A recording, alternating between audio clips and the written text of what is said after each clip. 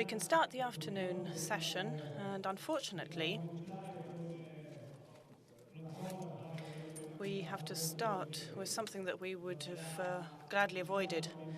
Maurizio Corrado announced it earlier on. Unfortunately, last week, on Thursday, Giovanni Livorti passed away. Giovanni was a friend. He was with us during many of the initiatives that we conducted, and he certainly committed himself to landscapes, and during the first edition, and even before then. I believe that until the very last moment, he followed us on Facebook. He was always in touch with us, and he certainly would have been with us today. So we would like to pay homage to him with a round of applause, because I believe this is what he deserves.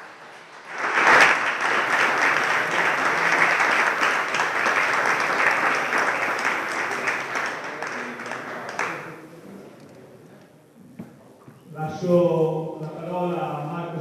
floor to Marco Cei, who's replacing Anna Lambertini, who for work reasons couldn't be here today with us. So she is substituted by Marco Cei, and who will be in charge of keeping speakers, making sure that they don't speak too long. We're now about to start the session, New Landscapes for New Cities. So we'll be delving into one of the most important topics. To speed things up, I would like to invite Giuseppe Saracini, or Saracino rather.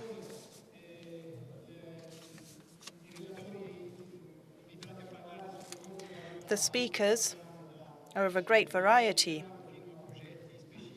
They will be talking of general topics and more specific ones. Unfortunately, Carlos Avila is missing, and he was going to describe his experience in Zaragoza. So we'll be basing ourselves on his publications. Good evening. I'll try to stay within the 15 minutes. Unfortunately, even less. So I would like to ask you to stick to 12 minutes. So if there is something that is particularly important, then perhaps we can stretch it. I deal with the city of Frosinone. In my speech, I will be dealing with the daily problems that we call to tackle in order to tackle the maintenance of green areas in urban spaces. But I would like to start with some general considerations that were touched on this morning. Nobody would have thought that the world population would live in urban areas. We know that 70% of the population around the world lives in urban areas. Of course, this entails great problems. In the 1900s, each person had 8 hectares of land. In 2011, we have less than 2 hectares each. It is estimated that by 2050, each individual will have less than 1.5 hectares each. Cities have expanded. In 2025, there will be more than 30 large cities around the world. Of course, this entails huge problems that were debated this morning. Despite the fact that cities occupy just under 2% of the surface of the Earth, they consume 75% of its resources. I'm going faster here. Of course, This causes problems. There are high concentrations of food, water, energy, and other materials that are not created by nature, with ensuing problems dealing with waste, sewage, and air and water pollution. Many of the speakers this morning asked the same question: how long can we resist? Some believe that we need two planets, in fact, to be able to meet the needs of humanity as a whole. But we need to ask ourselves how to change the way in which we progress. We're talking of smart cities today, for instance. And let me come to the crux of my speech. Whilst rethinking urban planning, we need to rethink green spaces. I won't be delving into the importance of green areas within cities, but the problem is that the risk that green areas are facing must be tackled. This table, you can see, is the one that is published yearly by the urban ecosystem. We can see the cities at the top of the list. In terms of quality, they are square meters of green areas at the top. Venice is at the top of the list, with 18.73 square meters of green areas that can actually be used, whilst Messina is right at the bottom, 15 out of 15th, with only 4 square meters per person. So there is a clear link between urban quality and usable green areas. So we're talking of the quality of the green areas within cities.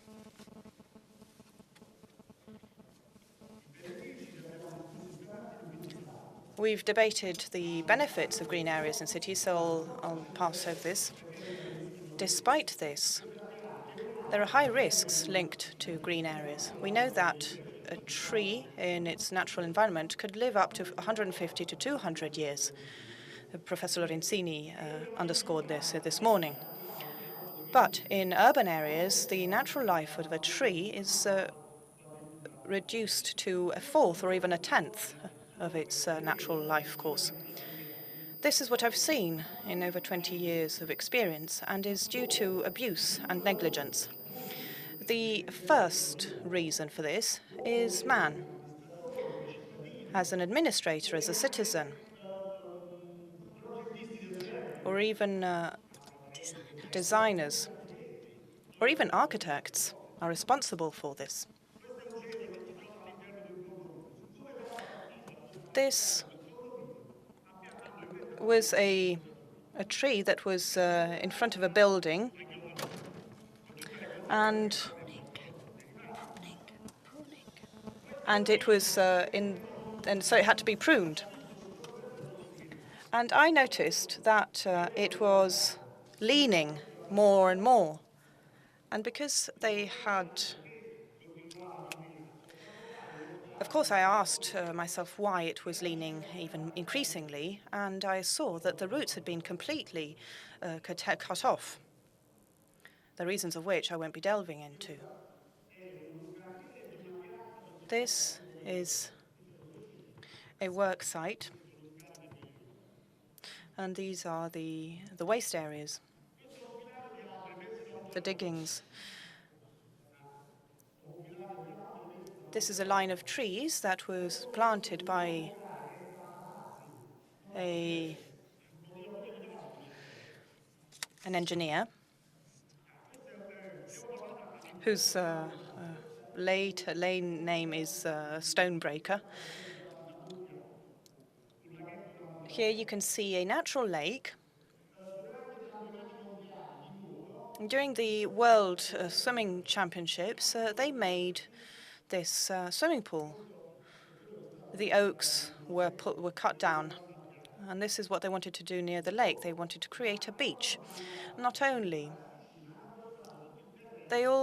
they shored up the land against these trees up until the top of the tree, the consequence of which is still being felt today.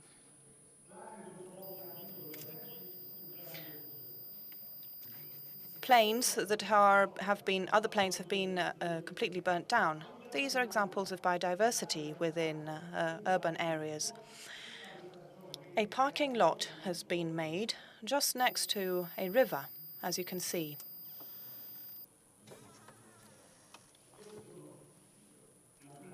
These are natural.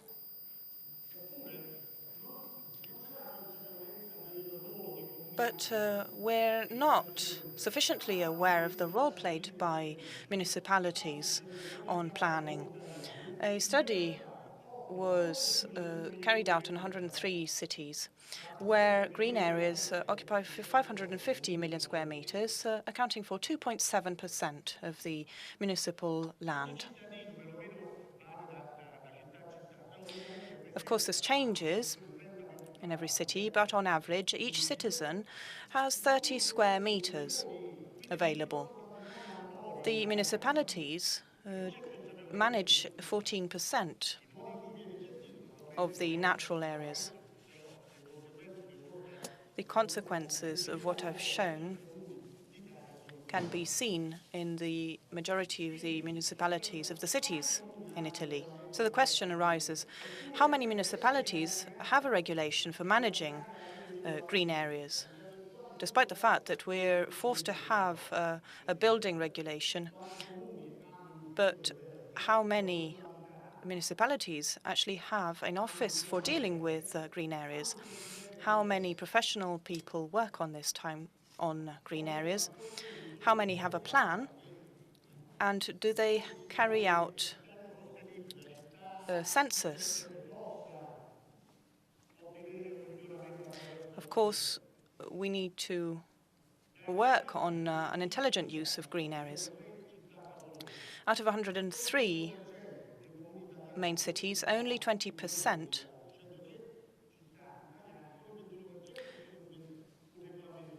have a regulation for green areas.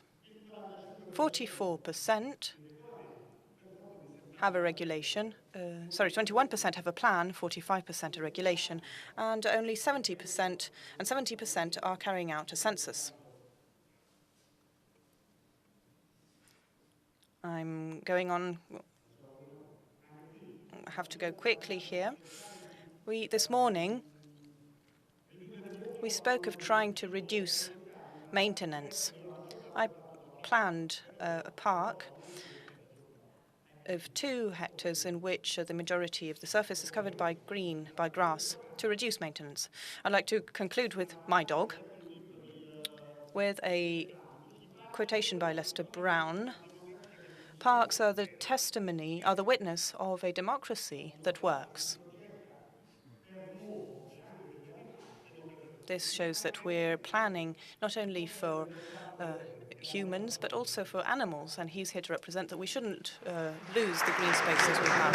Thank you, Giuseppe Serracino, for keeping within the allotted time.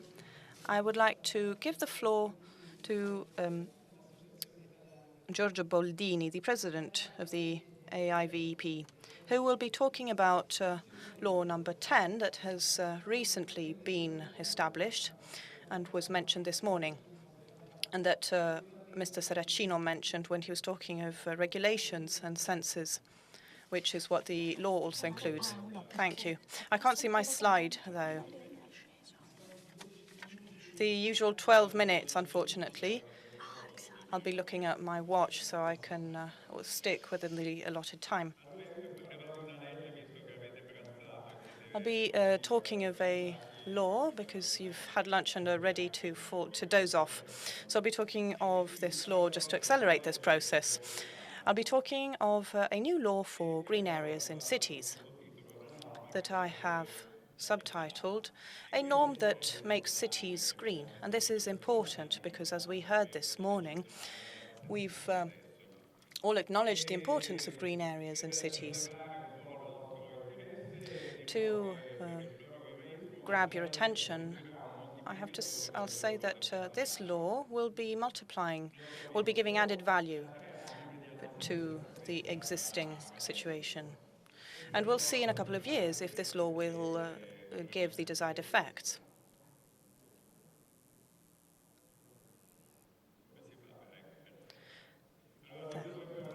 Just a few words on the association that was born in 1997 in Bolzano and was then transferred to Rome in 2009, which is when I became president. We transferred it to Rome precisely in order to work with the ministries and bodies that are essential for developing these regulations, as the one I'll be talking about. I would like to mention, as one of the main realizations, the main feats of the AIVEP, this regulation, the UNI norm, that is based on vertical green areas, climbing areas, green areas, and that requires specializations. Specific needs to be able to be implemented. I'm going really fast. The first result was obtained in 2009, when I was part of a conference in Rome, More Laws for More Green Areas, which is what I believe in strongly. Italians don't necessarily love green areas. There are very few people who are enamored with green areas. Of course, all of you here do. But the reality of things is that Italian citizens don't love green areas. If you look at municipalities and cities, ask yourselves what it means to have green areas available. Most people are just annoyed with these areas, with leaves dropping to the floor. If you look at big cities, such as Milan, and look at the number of balconies with flowered pots, are very few. And if you look deeper, you'll find that terrace gardens are very few. I'll show you one later on because it's mine. So the first step forward was achieved in 2009 by saving energy. And with the presidential decree number 59 of 2009, that is also has tax reliefs. This is the first result that we've managed to achieve. After which, there was another important conference, a green roof on the city of the future that convened architects, agronomists, and experts, precisely because this type of conference requires these type of competencies. I was also asked to add an article to the so-called Prestigiacomo law that was laid down with the feast for the fair for trees. So we wanted to join these two events. And I wrote an article on architectural green areas. And this is what I will be talking about now. What are the problems that we've encountered? These are slides that I projected 3 years ago, and I'll be showing them to you to express the same problems that we had. We can see here an overheated area and a graph that you saw this morning. And there's also an infrared map that you saw earlier on. And this was due to the fact that we didn't have enough funds for 15 years. We haven't managed to tackle this problem. Unfortunately, things are still going badly. But we need to try and tackle this problem by using green areas. These areas are in fact saturated really quickly, whilst green areas regenerate and would be ideal for this problem. How can we make urban areas greener? We spoke of urban forests. I believe, however, that this is very difficult to achieve because there are many buildings. However, if buildings were covered with green areas, this would solve our problems. Green areas in cities do not only comprise public areas, but they also comprise private areas. And this is the law that deals specifically with this issue. This was the same topic that we had 3 years ago when I was an arbiter for the green areas of the city. As a last slide, I projected this one. The urban revolution starts from the rooftops. We're part of the association Terraced Green Gardens, and it is essential that we move from a culture of cement to a culture of green areas. Whilst this may appear obvious and may appear as a given, this is not only a difficult thing, it is an extremely difficult thing to achieve. The turnover of nurserymen would increase if we manage to tackle this cultural problem. This bill, known as the Norms Regulations for the Development of Green Urban Areas, underwent a parliamentarian route that you can see here and basically went through 5 stages. The law started with this fair on trees, or a tree for every child, and subsequently was enriched with other laws on co-ops and a series of other stages. I'll be giving you a very quick overview here. Article 1 and Article 2 aim to raise awareness amongst the new generations. Article 3 establishes a surveillance and promotion national committee, and I've been called by the National Ministry to be part of this committee, which I am honored to be part of. So it is in my interest also that this law is implemented. The fourth, Article 4, talks of urban tools and inclusive co-ops for areas that are disused, in order to work out how the planning can use these abandoned areas.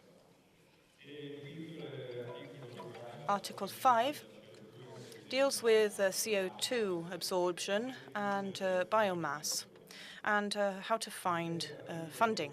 Article 6 deals with architectural green areas and saving land and safeguarding unbuilt areas. Municipalities can decide about the areas that are under their remit. This is not what I added, but it is unclear whether all of the city's area is under their remit or not. I would like to delve into the green topic, whether it is usable or not usable. With architectural green, we'd be talking about public and private buildings.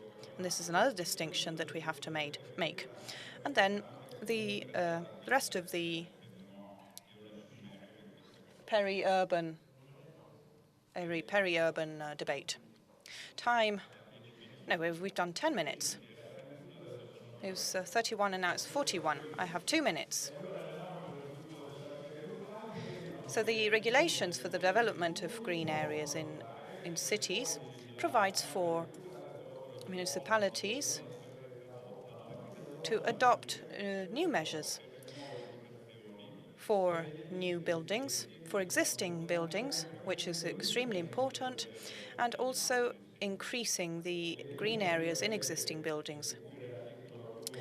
Green areas, as per Article 2 of the Presidential Decree, and adding greenery to vertical areas and techniques thereof. We've already tackled these issues, and the important thing is that there are many of us working on this with local bodies that have to dictate norms so that private households are forced to do things, to take action. We're trying to lay down a law so that all restrictions, all enclosed spaces are covered with green areas, with plants. This will force citizens to realize that they have to contribute to increasing green areas. It is a small expense, but if we calculate all of the fences and enclosures that exist in Italy, and we sum all of them up, we can easily come to thousands of square meters. To give you an example, I'd like to show you my terraced garden, and it includes 50 kilos per square meter. We can't imagine that people would want to reinforce their terrace gardens, but we can see how this is absolutely feasible. And we can create an environment that is absolutely favorable even in the city of Rome. It also snows in Rome, and we have mushrooms on these terrace gardens. So we should all work together in this sense. So yes, admittedly, I've gone on beyond my 2 minutes.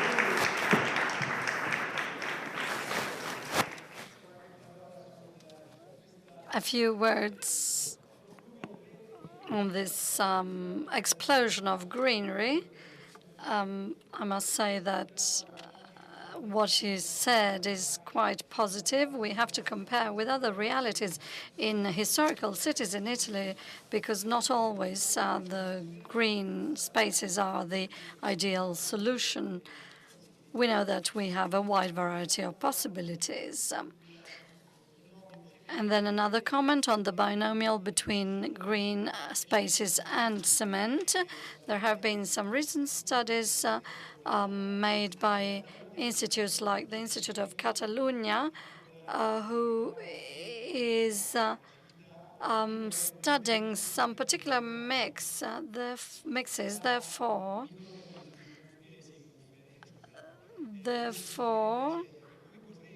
there is the creation of moss and lichens, where we could really have some sustainable gardens that can actually be self-supportive. We landscape architects should be able to use all these techniques.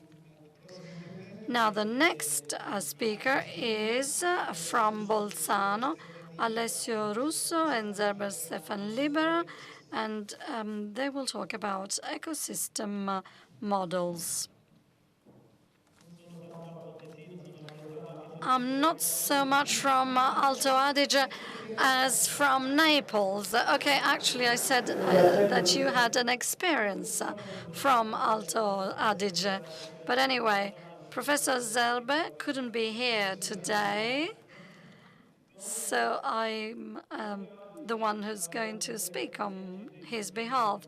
And I will speak about the ecosystem models for the management of green spaces. This morning, Professor Lorenzini was speaking about ecosystem services and the benefits that the people can get from these ecosystems.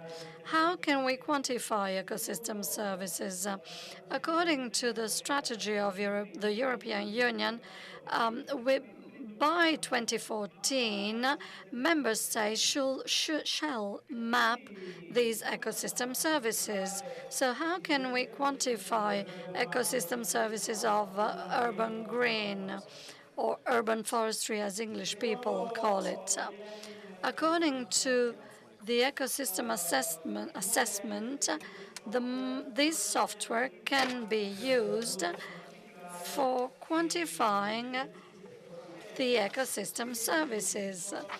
Therefore, we can quantify them on the basis of one single plant, for instance, the olive tree, in the whole city or region. At the University of Bolzano, we have experimented and we have created some models. We have used the U4 model. 2 years ago, I was in Florida University working with Professor Escobedo. Now that model is called I3. And we have also used a German model created by Professor Bruce. It was also used another American model, which is called cable calculator, and then another model used only in America, in the United States, which is City Green, developed by American Forest. I'm going to talk about iTree. If you go online and you enter itreetool.org, you will see this page. And as you can see at the top of the page, you can download the software. I bought this CD in the USA. In Italy, you can download it directly from the homepage. iTree is a number of software apps that can be used to quantify the ecosystem services. iTree Echo, that is U4 model developed by David Novak, which is the software used in Bolzano. iTree Streets, which is the strata model created by McPherson in California. And the other models that we have not used in Bolzano because they are used only in the United States are iTree Hydro, View, Design, and Canopy. And besides these applications, there are some utilities that cannot be used in Italy. So our role as a researcher is that of creating some applications that can be used in Italy and in Europe.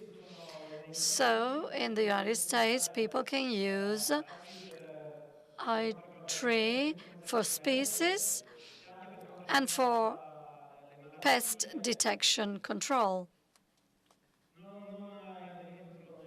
I won't go into the details of the other apps, but if you can go on the iTree website, this is what appears on the software. So I won't go into the details.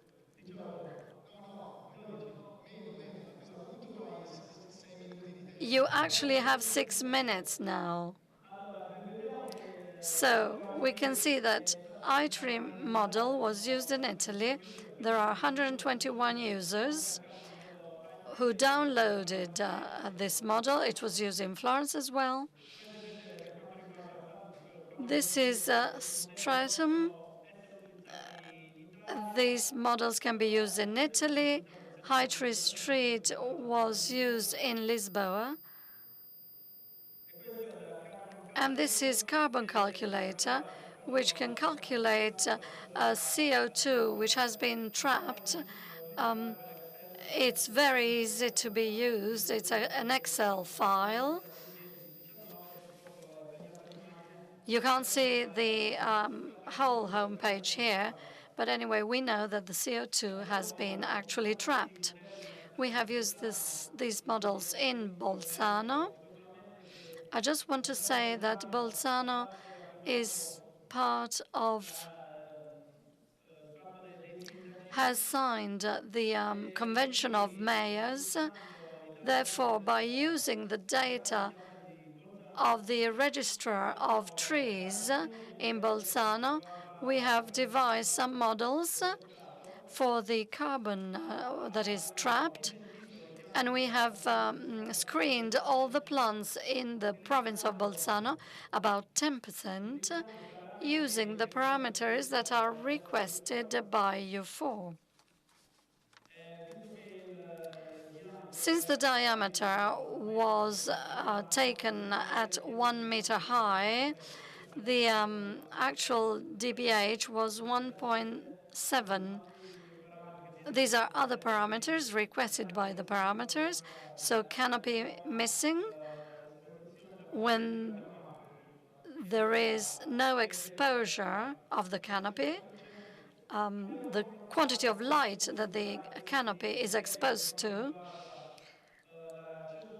And as far as CO2 is concerned, we have seen that there are some differences with the models that we have developed in Italy. We have also calculated the reduction of carbon in Bolzano. We could see that the trees cannot reduce CO2 only by 0.08%. So Bolzano, even if it's considered a green city, cannot reduce CO2. Then with the U4 models, we have calculated the depollutants, and we saw that the most reduction takes place in parks. Then we have used the ENVIMET model. We have simulated a few scenarios. The first scenario with the vegetation, the second scenario with temperature 2 degrees higher than a scenario without any trees. And this is, as far as the thermal comfort is concerned, using a PM value. And we can see that the second scenario without trees, we find a discomfort index. To conclude, I want to show you a project made with Professor Benedetti of Master Casa Clima. This is in a square in Bolzano. We studied a microclimate by using this trolley with a microclimate station, Clima Runner, that's what it's called. We used a thermal chamber, a photothermal chamber. So with the cursor at 12 hours in the month of July, the temperature of the floor, the streets, is for 45 degrees, whereas the surface of buildings was 49 degrees. Then we found the discomfort points within the plan, and we simulated with some plants. We saw that temperature would change within the square.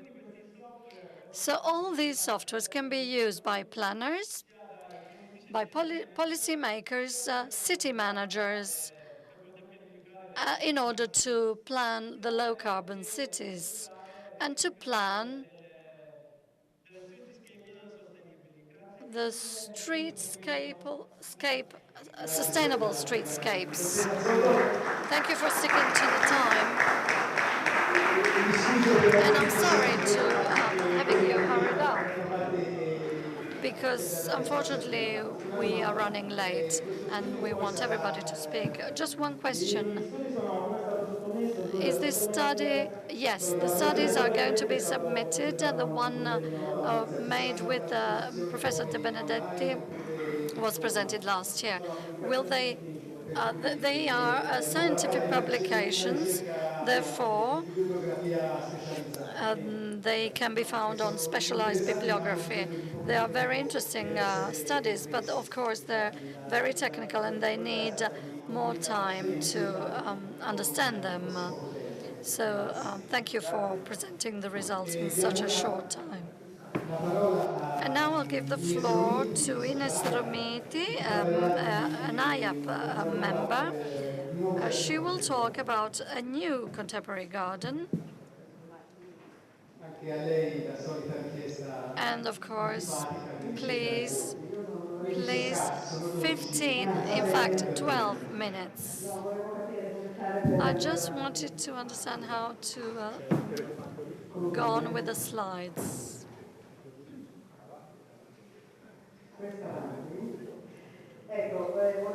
Okay, good evening.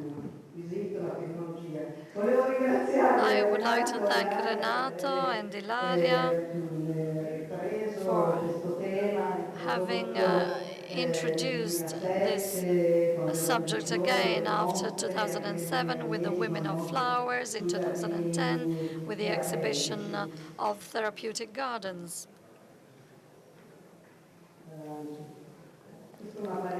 This is a green wall.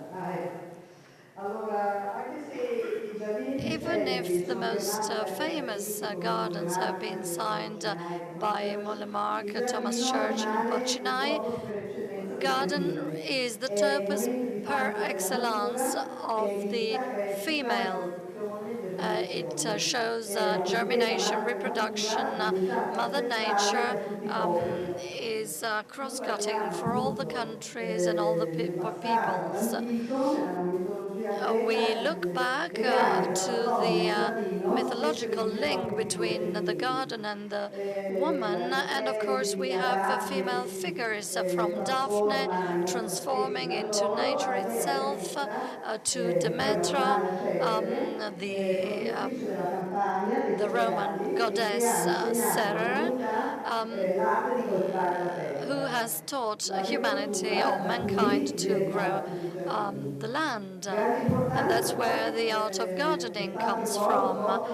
Very important was the role played by the women in medicine, in plant therapy. Very important are the Mulieres from Salerno,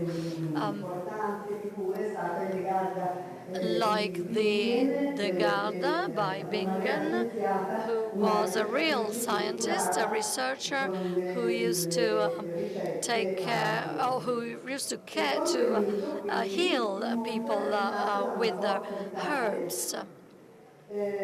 According to the myth, there is a vital force, a powerful vital force where the female universe has tried to discover these balances between vital and invisible forces and an opening to unknown portals.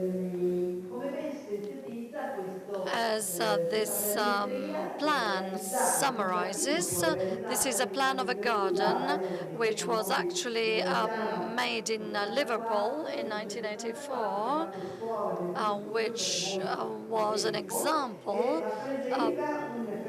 and it is to prove the initiation, the connection between man and nature. A garden with poisonous plants, with pioneer plants, endangered plants, a symbol of biodiversity, and the relationship between the natural elements, planets, stars. In one word, the concept is emotions. So nature as our own emotional container, and we need to go back to nature, to fluidity of nature, where often we oppose the rigidity of the city, and trees look like prisoners who need to rejoin the external landscape in order to find the emotions, the capacity to be alive. Through centuries, the contents of nature have been investigated, especially by the female universe, which has had the capacity of understanding the therapeutic properties of plants, and also plants planted as spaces to give emotions, like the Zen gardens, the monk cloisters. and so on. Along history, we have lost these capacities, this knowledge. Unfortunately, we've lost these traditions. They have completely disappeared, the capacities to create energy spaces. Now we want to go back to that connection that we need. The therapeutic function is fundamental. The green leads to availability, to beauty and harmony. During our studies have shown that at a brain level, the alpha waves work as if they were natural tranquilizers. There's a deep relaxation and concentration. The first time that guerrilla gardening is used, it was used, in fact, by Liz Christie with a group of the guerrilla gardeners who created an abandoned area, who transformed an abandoned area with some gardens into some gardens in New York. This is a new invention, a new message that was conveyed. I'm talking about 1992, when we had to publish an article on the landscape architecture, and I had to really struggle to publish this article because it was a completely different element.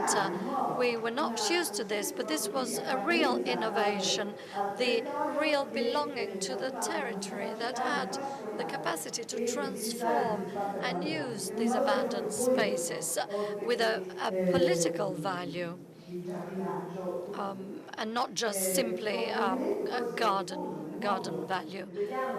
And this was actually spread out in the world.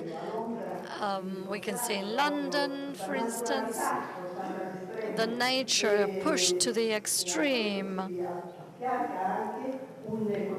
and together with the concept of food and agricultural production, we can find some urban farms. We're talking about London here. There are also some new ways, some new experiments that denounce the abandonment of objects, of elements that can pollute the world. Why not recover them? And at the same time, the water bottles used like that denounce the waste of water that unfortunately takes place in the world. This education, if we want to simplify, leads to participation. This is an important project which was shown also this morning, the High Line in New York, which had to be destroyed, but the local associations made everything possible in order to create the High Line Friends Association. They opposed the destruction of this complex because they want to leave the identity of the neighborhood. And they wanted to prevent the spreading of new buildings. So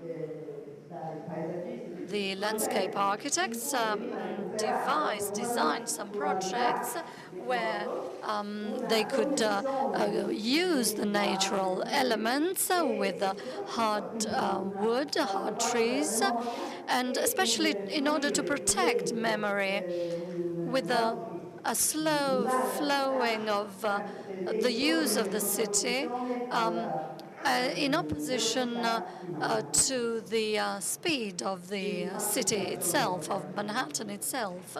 So participation is an important concept. Another extreme project, technicians have mentioned this project today, this morning.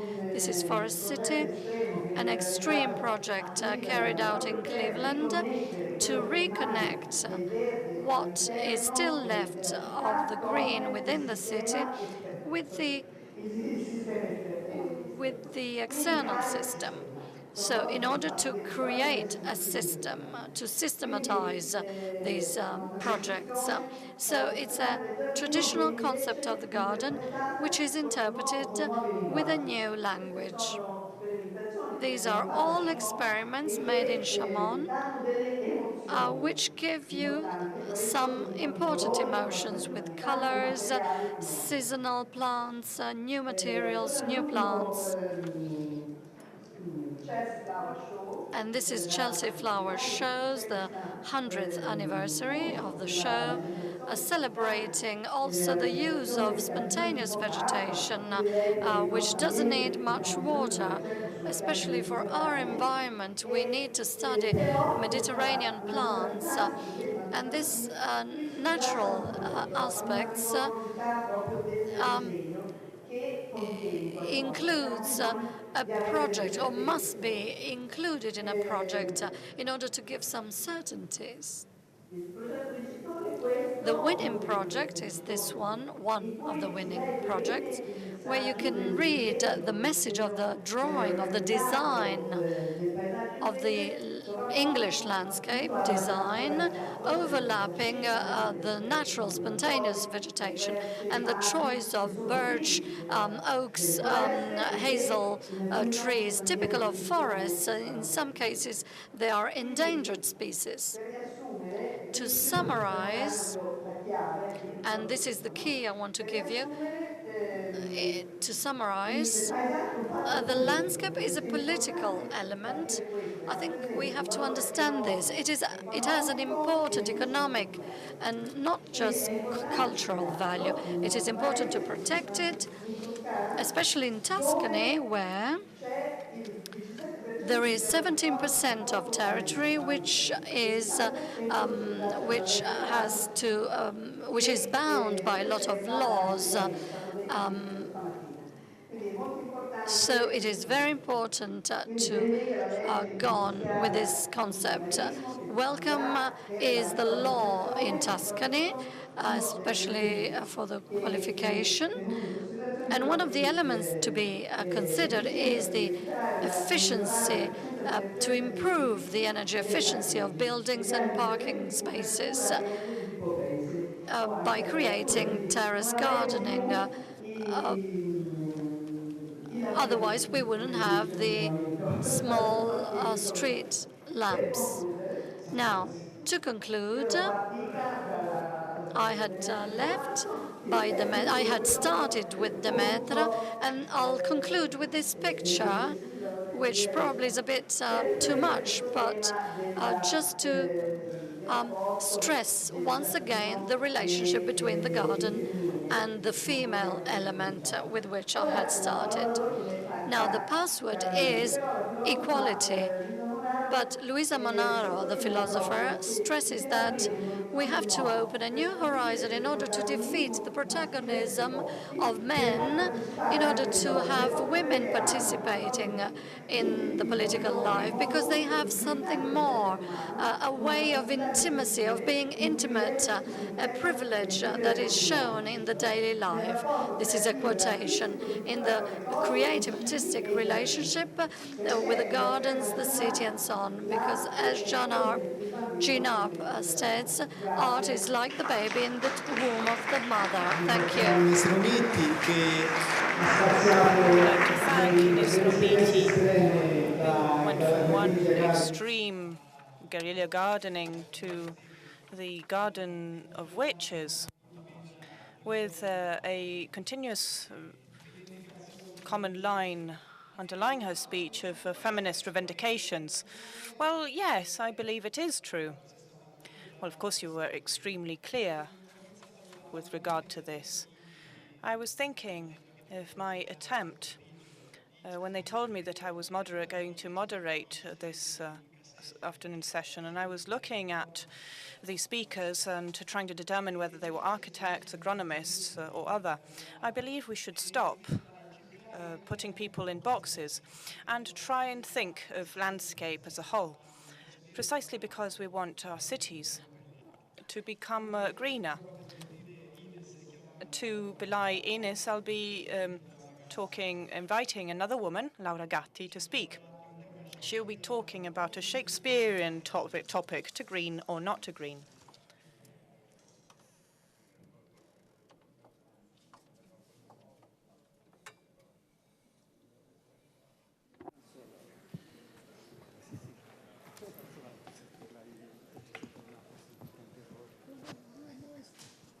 Buongiorno a tutti. Good morning, good afternoon, everybody. I'd like to thank the organization for the excellent welcoming. I belong to the agronomists category, so I'll be talking about plants more specifically. I'm an agronomist too, but I do believe that we need to overcome this this trend. But yes, absolutely, what we're doing here is integrating viewpoints. As we've seen from a number of speakers this morning, we've been witnessing a change, a progressive and irreversible change in the ratio between green areas and urban areas and built areas. We've been accompanying this route. We've tried to stop it, but are witnessing a change in cities. But we've also sharpened our knives in order to reach new objectives, namely safeguarding the environment, researching sustainable options, and all of the possibilities that were mentioned this morning. So we're going towards an increased sustainability of architectural projects, and I'd like to mention the French version of the word sustainable, which is durable, long-lasting. As landscape architects, however, despite these trends, we can see diverse situations, two almost contrasting circumstances. On the one hand, we have green areas that are almost frozen in time, and that therefore we need to act upon to improve the relationship of these green areas in time, because they are perceived by most citizens as immovable, which means that at times it becomes difficult to change these areas and to stop their decadence. On the other hand, we should take into account the fact that we're dealing with fragile material, and therefore maintenance should be considered accurately. And it should be a constant effort that should also integrate renovating strategies that would take into account the time factor. When we talk of new models of green space, urban spaces, we need to tackle the issue of conciliating the social needs and biodiversity. We need to increase biodiversity by making it usable on different levels, with sometimes needs that seem contradictory. However, we do know the starting point very well, and we need to be able to establish links amongst spaces and areas. Integrating the time factor is fundamental. It is not simply limited to choosing the right plants, but it is important to garner deep knowledge of the materials we have at hand and of their opportunities. We should follow this starting from the planner, the design architect. And we have a series of parks in the Milan area that are extremely complex when it comes to the choice of plants. I participated in these projects, but I'm personally very much concerned because I believe that we haven't yet acquired as a team and in maintenance the ability to manage these examples. You can see the potter fields in London with beautiful effects. These parks should welcome different teams depending on the type of plants that are contained, that are present here. But unfortunately, I believe we're very far from this actually happening. Furthermore, maintenance is often sidelined and funds are cut when it comes to maintenance with visible results. We're working on some tools in order to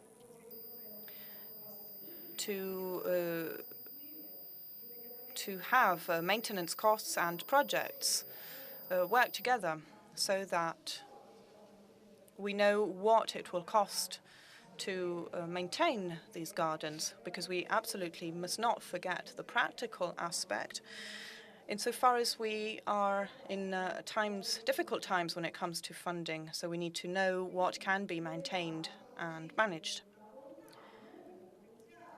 There is, however, a wish to improve nature, the presence of nature within cities in order to improve life.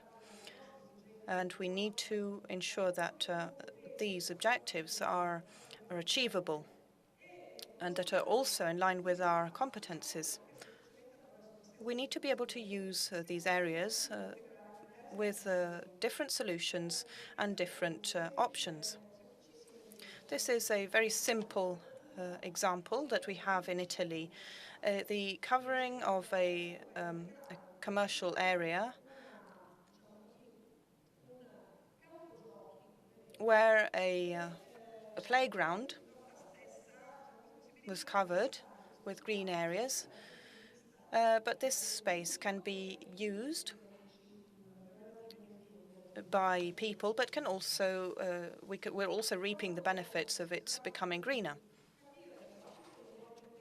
So when we're trying to understand which to choose amongst the various options, so that they can be easily adaptable to the local circumstances, we can start with the basic rules. If the primary rule is to increase the green areas to the utmost and increase green areas on buildings, then we can look at examples that are extremely widespread at the moment and that have green areas that have been integrated with buildings. So we can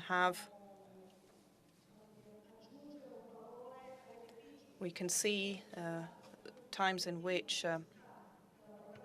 this has become absolutely necessary for cities.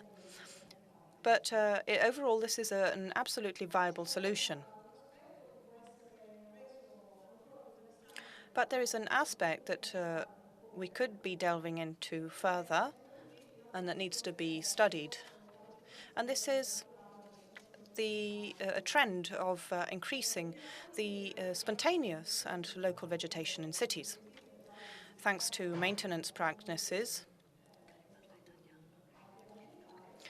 because of environmental issues, the flowering and appearance and growth of this type of vegetation has certainly increased the interest towards these type of plants. The natural or paranatural techniques can be integrated towards an increased sustainability. So substantially integrated, not necessarily substituted with other types of technologies. This morning, an extremely elaborate project was presented. But the part of parks that you can see here are managed as natural parks instead of, as you can see in these pictures, instead of the traditional green areas. When we talk of flowered gardens and their use in cities, we perhaps haven't learnt how to use them correctly or how to manage them in the best manner. We're studying whether we can use flowered parks, and we've seen that the managing system, the cutting season, the pruning season, the frequency of pruning, and the fact that all of these issues are absolutely fundamental for the success of this tool that gives us great opportunities, opens up new doors, but needs to be studied further. The next step is to create gardens that are exclusively made with natural vegetation,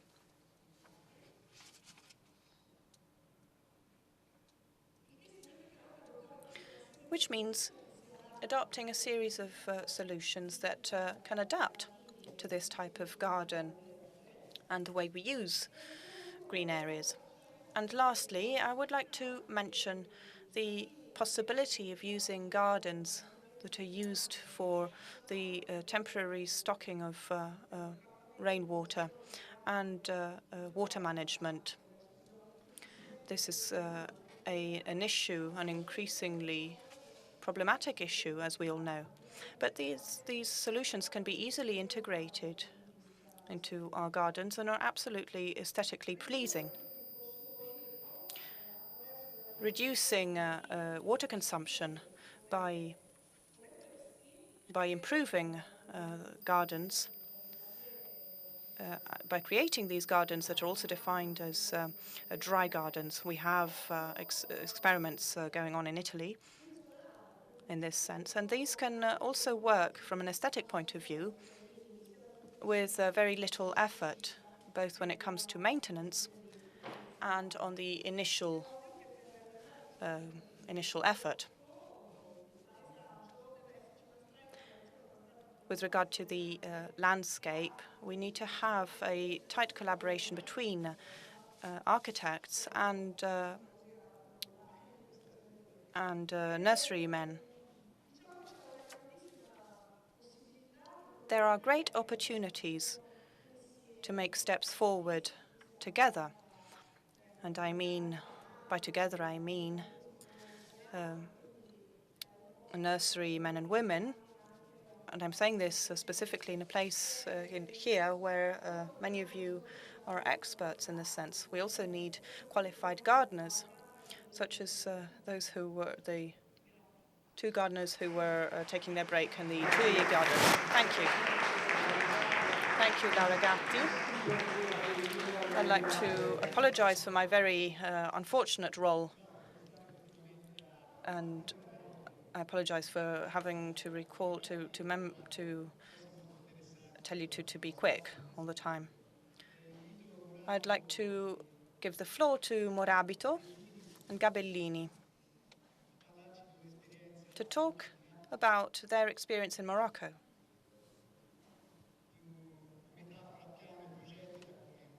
That is halfway through between a plan and a project, as Morabito was mentioning earlier on to me. Good evening. Thank you. I stick to the 12-minute time frame.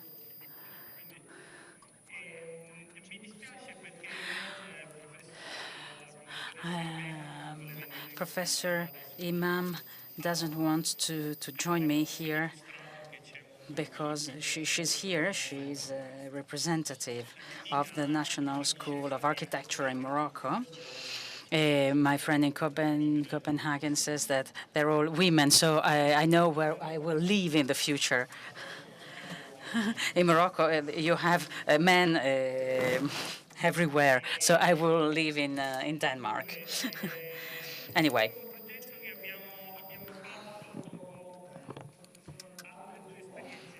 We've launched that project after two subsequent projects in Morocco in the town of Meknes, in the region of Rabat. We worked in Kenitra, and this is a town without a Medina. So no Medina. This city was built by the French during the colonial period, and it is a very interesting town. There's a river. The air is wet. Sorry. There's a university and a lot of cultural heritage. So this all contributed to characterize the town. So we decided to make it a green town, to have a productive landscape. Let's make a green connection to the town in terms of tourism activities. Kenitra is not an imperial town, nor it is a historical town, so maybe we could connect its identity to landscape. I think that if man disappears from the cities, the urban landscape will become marvelous. This is Kenitra. You can see the pictures of it. So we wanted to create some spaces relating to ecology, tourism and other such activities, and we've put forward some proposals, including some efforts on different urban areas. But people from town, local people, would say no because we planned this and that. So we would redraw the green plan of the city, and local people would say no, that area is supposed to become this or that. So they would say no, because they maybe wanted to carry out classical or typical urban development projects. Every time I give presentations in a conference, I think that we should simply come first. Landscape should come first. We shouldn't always come last. I mean, we should not drop by at the last moment to restore the urban environment, to improve urban environment, and to retrieve beauty in town. I think that we should be the protagonists of urban transformation in terms of economic potential as well. Sometimes people say that maintenance is costly. Flowering and gardening are costly. So every time we should say that maintenance means also jobs.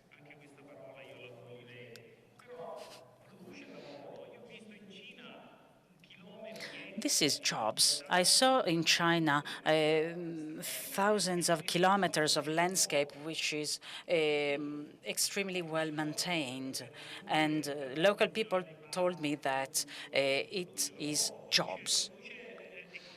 It is jobs, and it is part of the economy, of local economy. So I think that we should change the way we look at those things. So now I want to explain you the project, though it is difficult to do so in 10 minutes. It is a complex project.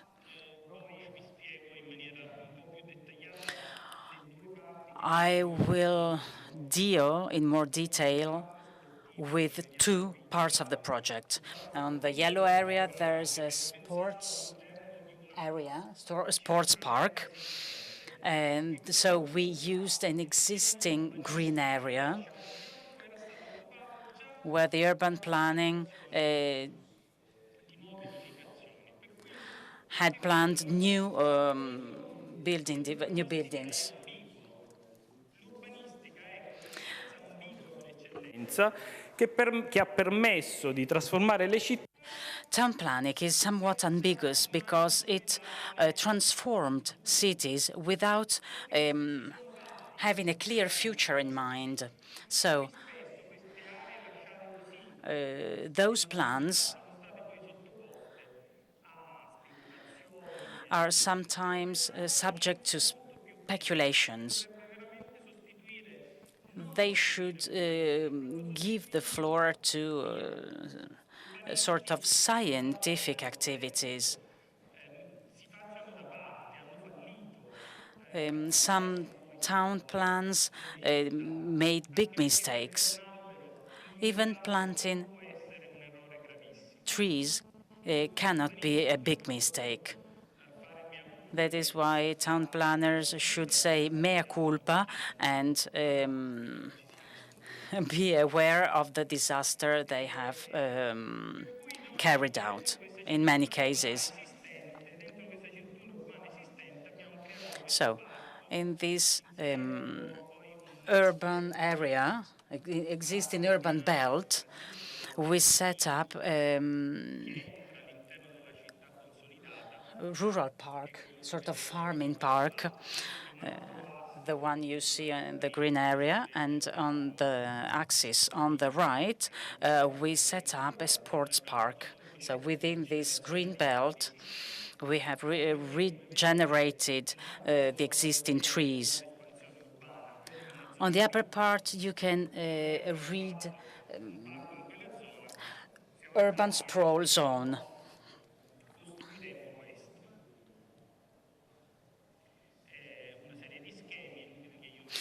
Here I have a number of detailed schemes, but I don't want to linger on that.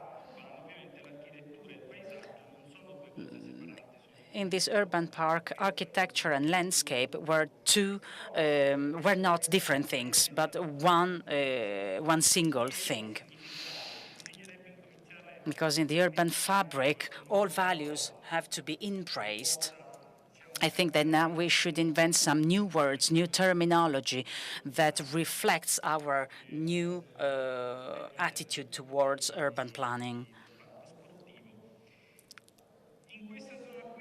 In this area, as you can see, there were so many beautiful things. It was an enclave surrounded by the river.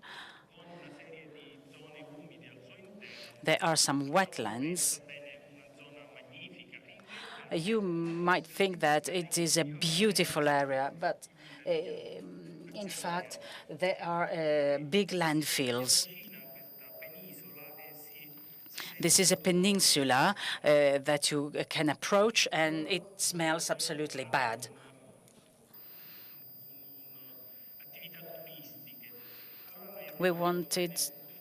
Local people wanted to set up tourist activities there. So we made proposals on where to construct buildings and how to do so. So this is how we divided the area. On the left part, there's the landfill. That was based on a traditional process. And we used 3 lakes. The first one for bathing activities and sports activities. As the country faces the Atlantic Ocean, it is difficult to bathe into the Atlantic Ocean, so we used this lake for sports activities. On the left part, on the left side, you can see the new residential area.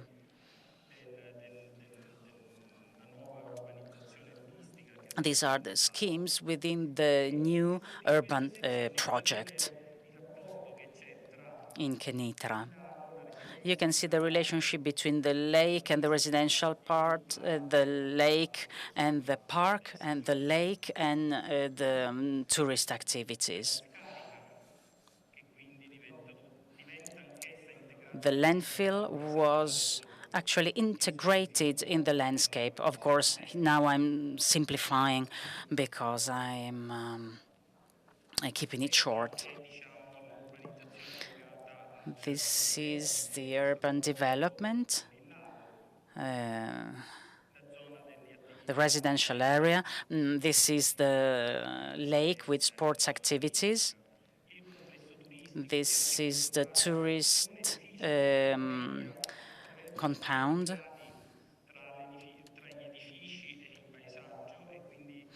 There's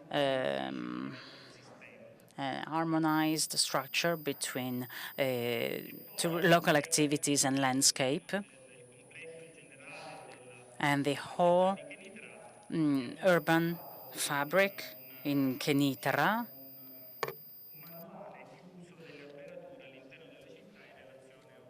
was made the object of a book with some figures and statistics relating to the distance between buildings and with road axes. And there's also a list of wood species that Mr. Gabellini had problems in recognizing when he first came there. Thank you for your attention. Grazie a Moravito.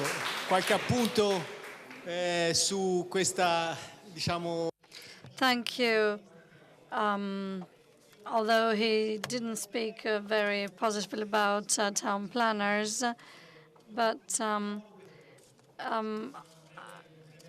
there's a writing by Gelli where he invites 8 people working at his table, going from the engineer to the botanist, artist, town planner, because according to him, and I agree with this vision, the real landscape architect must know, directly or thanks to other collaborators, must pull together a lot of aspects, because landscape is a summation of many elements. So I think that in landscape, you have to have also town planning, even if the town planning experiences we have are not so good.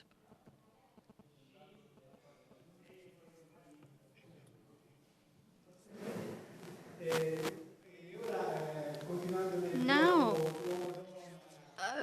again, with the relationship men-women, keeping on with that relation, I would like to invite Tessa Mattini,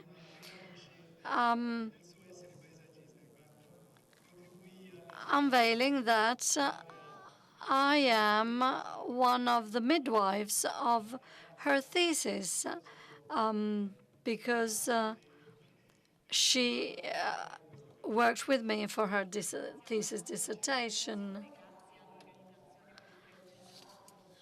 Thank you for the invitation, and thank you to the provincial government for this invitation too. I will speak about open spaces, which are never associated to environmental and life quality, but are essential in the cities. Talking about urban landscapes and archaeologies, we can say that each archaeological landscape made of many stratifications, if we think of archaeological landscape, we think of Rome with this image here, where you have all the components. But in actual fact, each city, we can see Perugia here, each city has some knots, some tension lines, which are related to time, that show their development over time, with a number of archaeological interactions, interfaces, and especially we are dealing with an important aspect, that is peeling off in order to investigate the layers which are below. It's a kind of peeling. So a lot of competencies have to be handled by the landscaper, and therefore you can have a lot of different results. In this case, you can see Valencia. Archaeology is a polysemic term. We cannot think of classical archaeology when we speak about urban landscape. We have many kinds of landscapes, and the daily archaeologies. We also speak about biodiversity. We can even speak about time biodiversity, which enriches a landscape and gives more richness, more wealth. Historical and traditionally archaeological sites, because they're not practiced very much, because they have environmental conditions which are very particular, are rich of biodiversity. Here you can see an image of the 19th century of the Colosseum in Rome, where there were 400 species between shrubs and trees and other plants. This is an image of the 70s. The Colosseum looks like that. It's quite different with some trees which are not the same as the original image. So what happened? Almost 3 centuries of application of landscape formal categories have led to a different kind of landscape. If you think of the 20s and 30s of the native landscape, the evergreen species, the only species which were entitled to be within an archaeological landscape. They are also related to the Italian garden style, like cypress, pine trees, and so on. Even in Selinunte, where porcinae displayed all the varieties of the Mediterranean, even porcinae is forced to use the specific characteristic plants to go well with the archaeological landscape.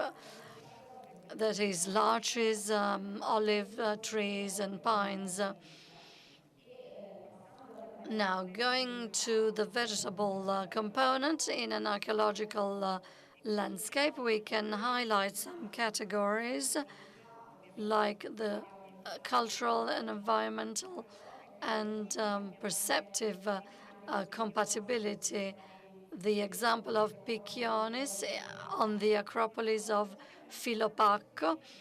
But vegetation is important for keeping the microclimate in the archaeological landscapes, and also for the visual protection. If you see here the contrast between Tivoli and Villa Adriana, which could be solved with a vegetation landscaping. The theme of conflict cannot be eliminated. It is obviously an important issue that includes the compression of some vegetation when there aren't any mistakes like this one here. In fact, it is possible to have a coexistence between vegetation, archaeological structures. If you think of Nympha, where the coexistence of these two components distinguishes the landscape. But very often, archaeological places are like this one. There is a total reduction of biodiversity of any species, which goes from the idea of the danger to the conservation of archaeological structures. But it is possible to have projects including biodiversity within archaeological sites, and there are many examples. An important theme is the designing of archaeological sites, which has to include vegetation planning. And very often there are mistakes made where, like in this case, the creation of a pergola, a canopy, can create a situation like a greenhouse. It is important to say that vegetation can become an indicator of naturalness. Another subject that I just want to hint at is the integration of the image. You can see this picture, the reconstruction of the fountain in the Domus Flavia with some vegetable species.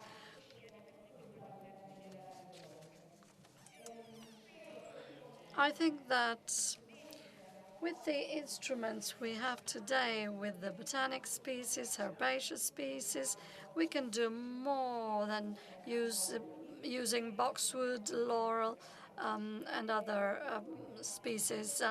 I want to close this session by stressing that in a big city like Rome, the open spaces connected to archaeology are fundamental for the keeping of ecological maintenance and landscape maintenance. For instance, the biological corridor that unites Rome is based on archaeology. Now, in the last decade, we have had a number of experiences of different agencies and landscape studies. Here we can see an agency from London who has studied the Roman spa location in Beirut. And you can see a cultural biodiversity here, not just vegetation biodiversity within the sites. A contemporary site as a space where you can use archaeology in their complexity. And finally, the use of a vegetation palette. The peeling that we mentioned earlier can be seen also in this experience in Barcelona, a road within a square in Barcelona, where there was the promotion of physical accessibility to this area, also for disabled, and also for the cultural access. By keeping the vegetation, the original trees, they designed it in such a way where they only were digging in the places where they were not interfering with vegetation. You can also see this other example in the Fori of Trajan in Rome, made by Gestalt. And then the theme of relationship, a project by Shlomo Aron, a very complex project where the most important subject was to reconstruct a system of relationships in terms of time, vegetation, culture among the various places. In particular, the garden of the Eros residence, which was recreated with a number of species resistant to sea wind, specific to identify the royal palace. The same was carried out in Lyon, in France, where the park is integrated in a wider system, activating relationship with the museums and with the community gardens and vegetable gardens. So the archaeological park is not an abstract site, but is part of the dialogue. You can see the staircase for the municipality of Spello, and you can see the experimentation of in a park for open spaces. It uses some thematic ambits connected with the various archaeological sites. And the landscape is very fundamental here.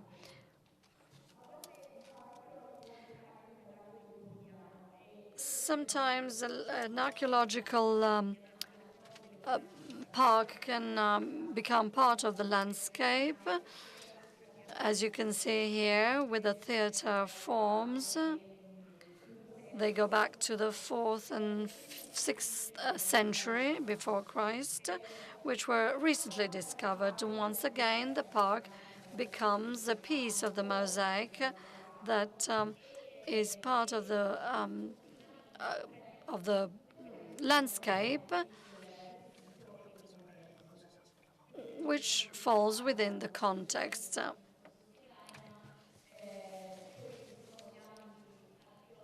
You can see other archaeological elements which are close to the parking space, among the olives, the woods of memories, the species found within one of the tombs on the basis of analysis that have been carried out, the flowered lawn in order to be used as a playground, and the belvedere on the Val di Chiana.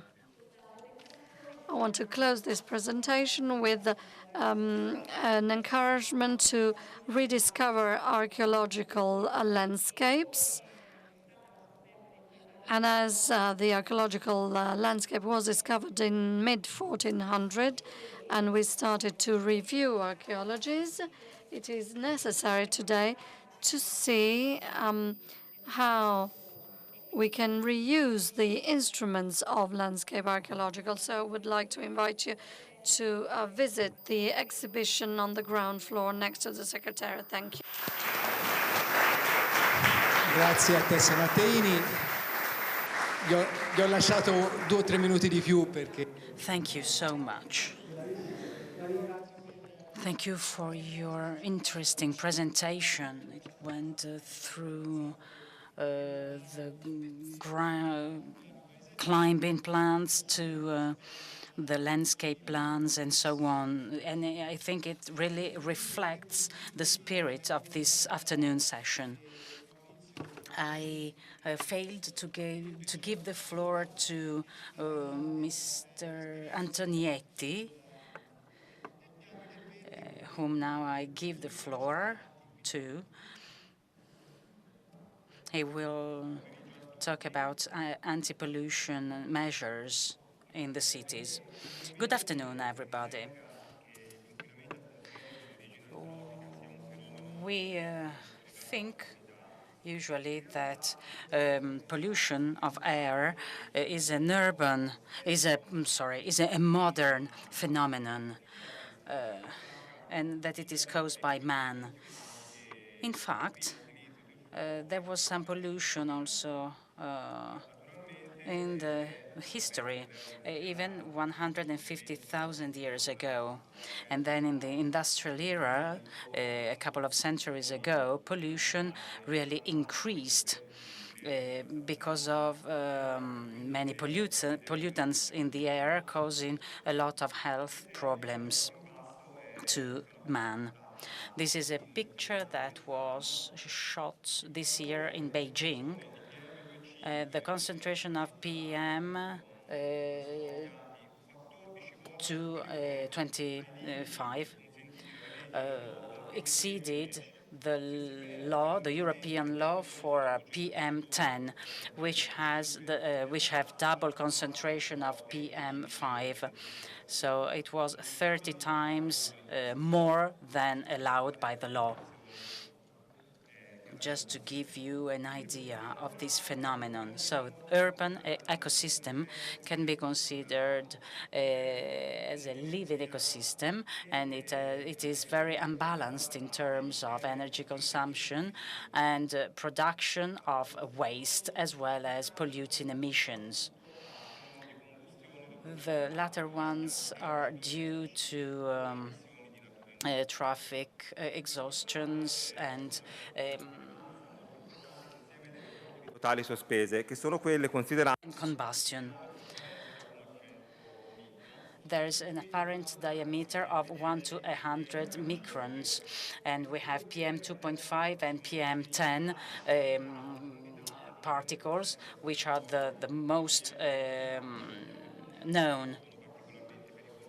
and they are very much dangerous for human health. And of course, we know that CO2 has a big impact on pollution, and CO2 emission has increased heavily over the last 2 centuries. So we have some model analysis for polluting emissions that are in an increasing trend. So there will be an increase in temperature and an increase in rainfall in the future, especially in the Mediterranean basin, which concerns us most.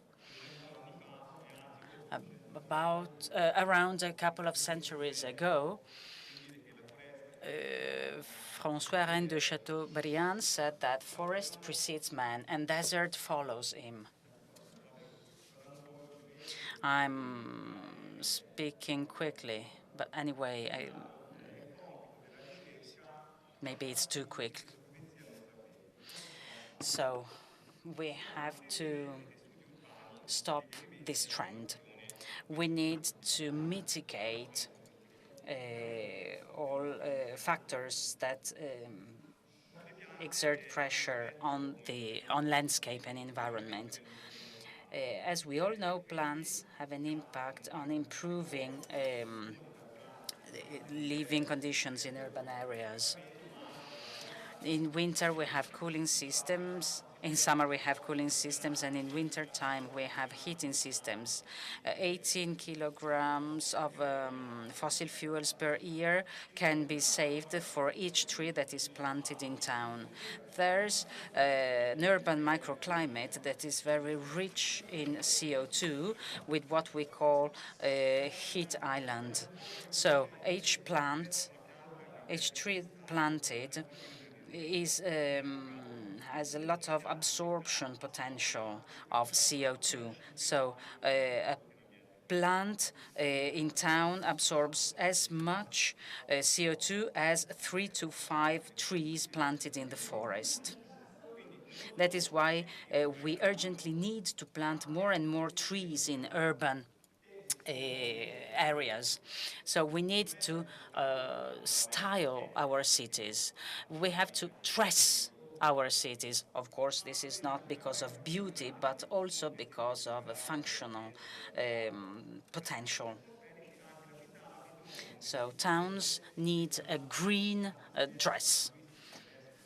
They need to be greened if we want to dramatically improve urban living conditions.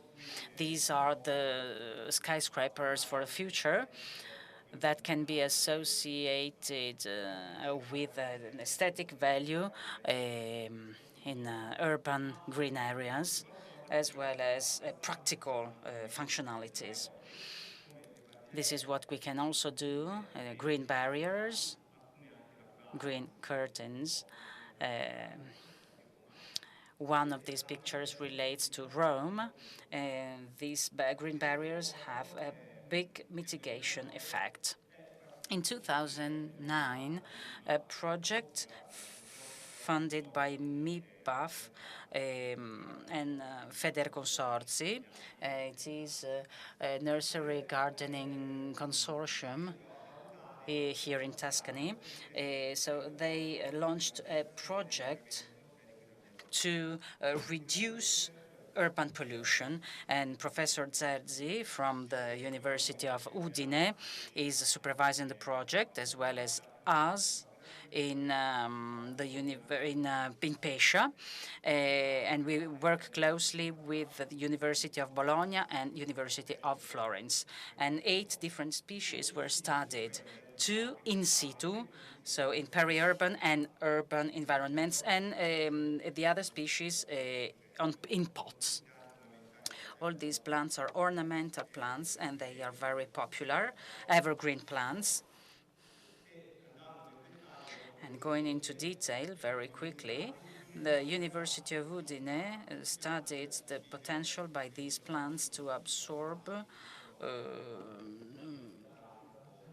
most carbon particles, which are in important quantities in urban environments.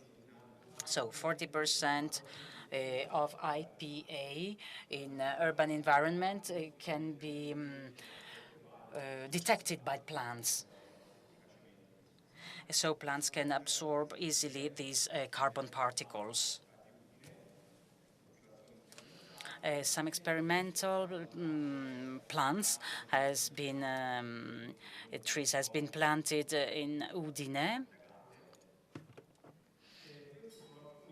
as an experiment, and these are some of the results in terms of absorption of molecolare alto, medio o basso. hydrocarbons.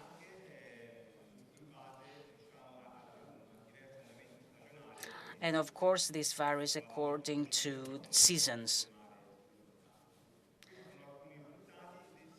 I go quickly. These are some of the results according to the hydrocarbons analyzed and according to the species that were identified as the main absorbers of pollution.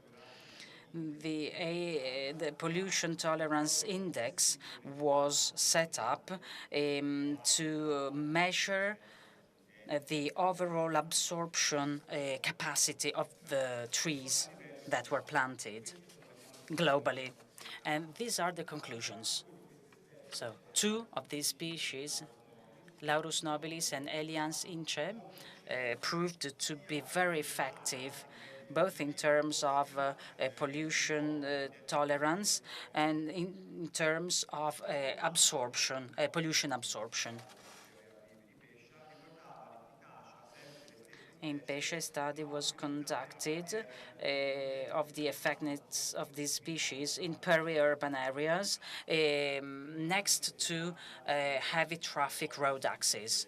And some plant potential has been identified, and the leaf surface was studied in terms of absorption capacity of certain pollution particles. So we had an average deposit per leaf according to the different chemicals absorbed, species per species, with daily and seasonal trends of PM10 in the air. And we have measured metal concentrations in the atmosphere and metal concentration on tree leaves. And the Tinus and Ebinge were the most absorbent species. Other species had a too slow an absorption rate to really be effective absorb pollution. Here we have some plants in pot in a controlled environment on a farming substratum, and others were grown on a heavily polluted soil next to Anche qui sono state analizzate le concentrazioni dei vari metalli. petrol station. So on both soils, some studies were conducted with biometrical and physiological analysis, and these are the results. This is in terms of lead presence. And so the different species proved very effective in absorbing lead. There were no physiopathies, and the production of biomass proved the high tolerance of all species to grow on heavily polluted substrata. So some pollutants do not accumulate on leaves, but they are easily absorbed. That is why certain species keep on growing in polluted environments. As to the absorption of CO2, 2 experiments were conducted one in good irrigation conditions, and the other one in absence of water. And the same species that I mentioned earlier have proved effective also in terms of CO2 absorption, especially in the trunk, in the wooden part of the plant, and also in terms of relative growth rate, which proved to be very interesting. Anyway, in absence of water, the result was different. Photinia, for example, proved to be a very effective species in absence of water.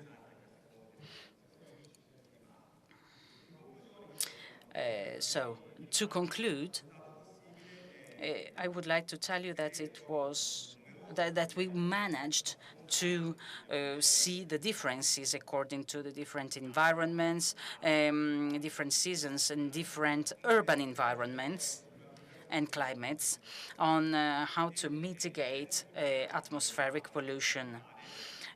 These species that I've mentioned have a high ornamental value. So we put all statistics and results of our project in a book, so that now we have an inventory of the most effective species, so that they can be labeled environment. They can receive an environmental label.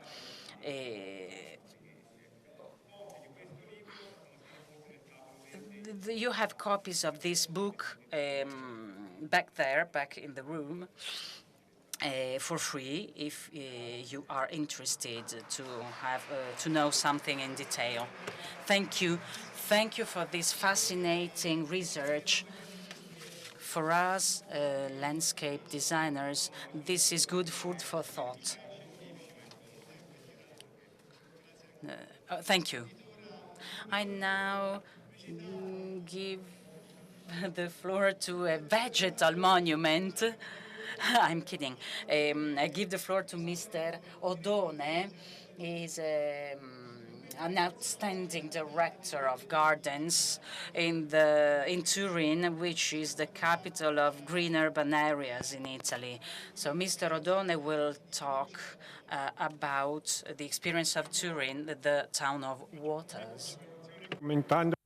Okay, I just want to give you a few comments based on the slides, because of course there's not enough time. So if you like to read more, you can read my proceedings. First of all, I want to comment these cherries, this small packet of cherries. The project Torino City of Water refers to a situation, existing situation, which sees Torino located between the East Hill, the terminal part of the Po Plain, and the Alps. It is crossed by the Po and three tributary rivers that have become the elements to study the green system in Torino. This is the river crossing the city with the Valentino Park and the Mole Antoniana at the back of the slide. This is what happened at the beginning of 1800. As you can see, as the city was the round circle, within the round circle, then beginning 1900 within the yellow circle, and then the green circle now includes the peri-urban area. And you can see all the various stars where the villas of the Savoy dynasty, when they were ruling, they had these beautiful places. Now, together with this evaluation, At the time, Juvara and Castellamonte had created this triangulation connecting the Basilica of Superga with the Castle of Rivoli from east to west, Stupinigi to the south, and Venaria to the north. They had understood how important the territory was. We didn't do anything more. So the landscape architects knew already what to do at the time. They were, in fact, our masters. These are the number of villas and residences of the Savoy residences, the Savoy dynasty. Now, the value of this residence was described to Vittorio Emanuele, saying that these residences are not seen anywhere else. And he was telling him that this was a very big value. Now, after what happened in 1970, when Torino, on the left bank of the river, saw the construction of a manifold, this disaster became, in fact, a favorable situation because they started to think of how we should create a connection between the parks which are already on the Po River. And that's what triggered off the whole reconstruction, both on the banks of the Po River and other rivers, so that they could the river park is 75 kilometers, so it's quite long. And the park will have an extension of 15 million square kilometer. Sorry, 15,000 square kilometers. Someone has quoted the statistics of Legambiente, but it's difficult to read statistics. Anyway, this was good to study the green system in Torino, the river parks, the bike lane, the residences, the historic residences, the railway tracks, and the avenues.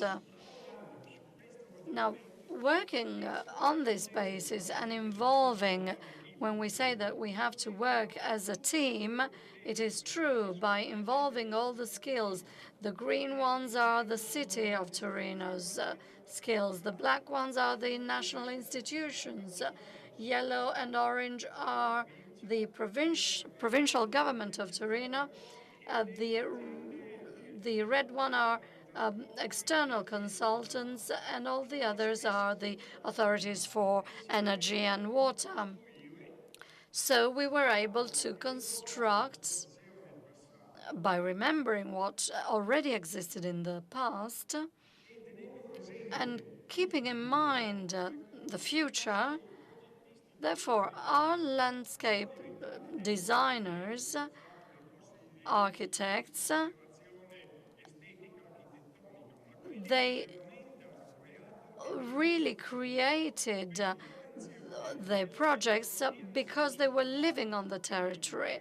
So vegetation, animals, waters, those are the elements that are important in order to connect with some passageways. Of course, men has to give its contribution because men coexist with the rest of the elements in such a wide space. Contrary to what happens in many other cities crossed by rivers, 75 kilometers of a park, we have 75% of parks. We'll have 72 kilometers of green areas facing the Po on the Dora, Stura, and the other rivers.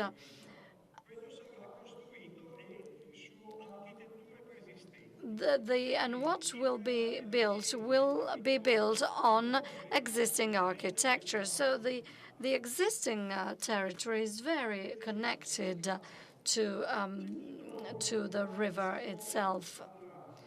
There's also a lot of attention taken to, I don't remember how, oh yes, the bioengineering, as our colleague was saying, the inclusion of agriculture, urban agriculture.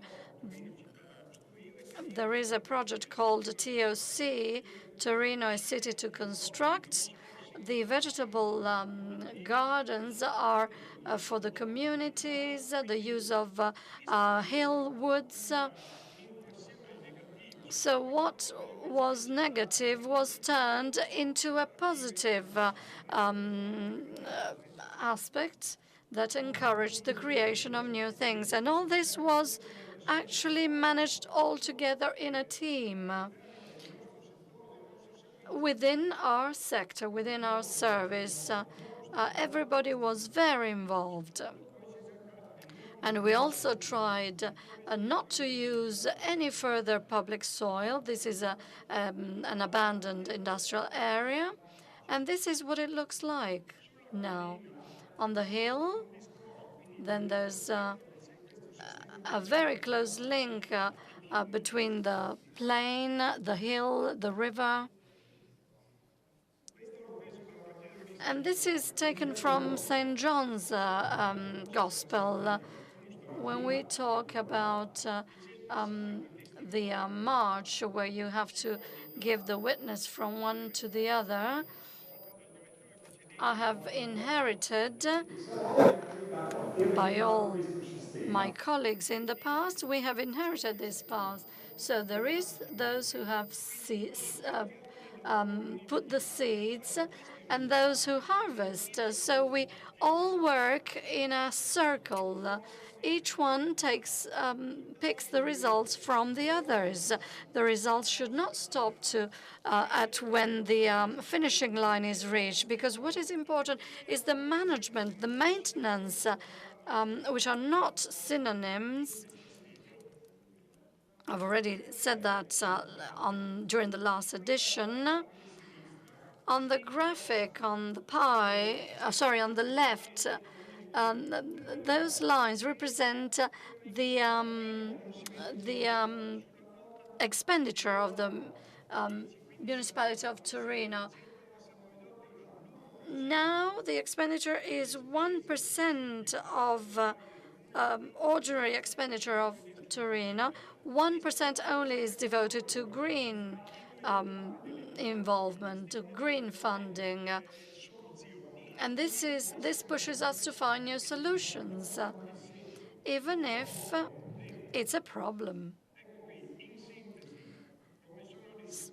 Summarizing the distribution of the 4 rivers and the graphic, the top part of the graphic shows what it was like in 2005 and what the situation is like in 2013. So we have 75 kilometers of the whole track. 57 kilometers can be already walked.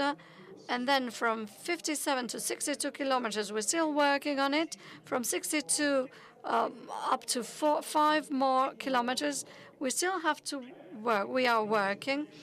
So a lot was done over these years. This is the cherry tree. And now I'm going to comment on the cherries. I have explained that in order to make all this, to achieve all this, if you go to Torino, if you visit the website, you can understand. But if you come to Torino by bike, we can take you for 75 kilometers to visit this park, this river park in the city.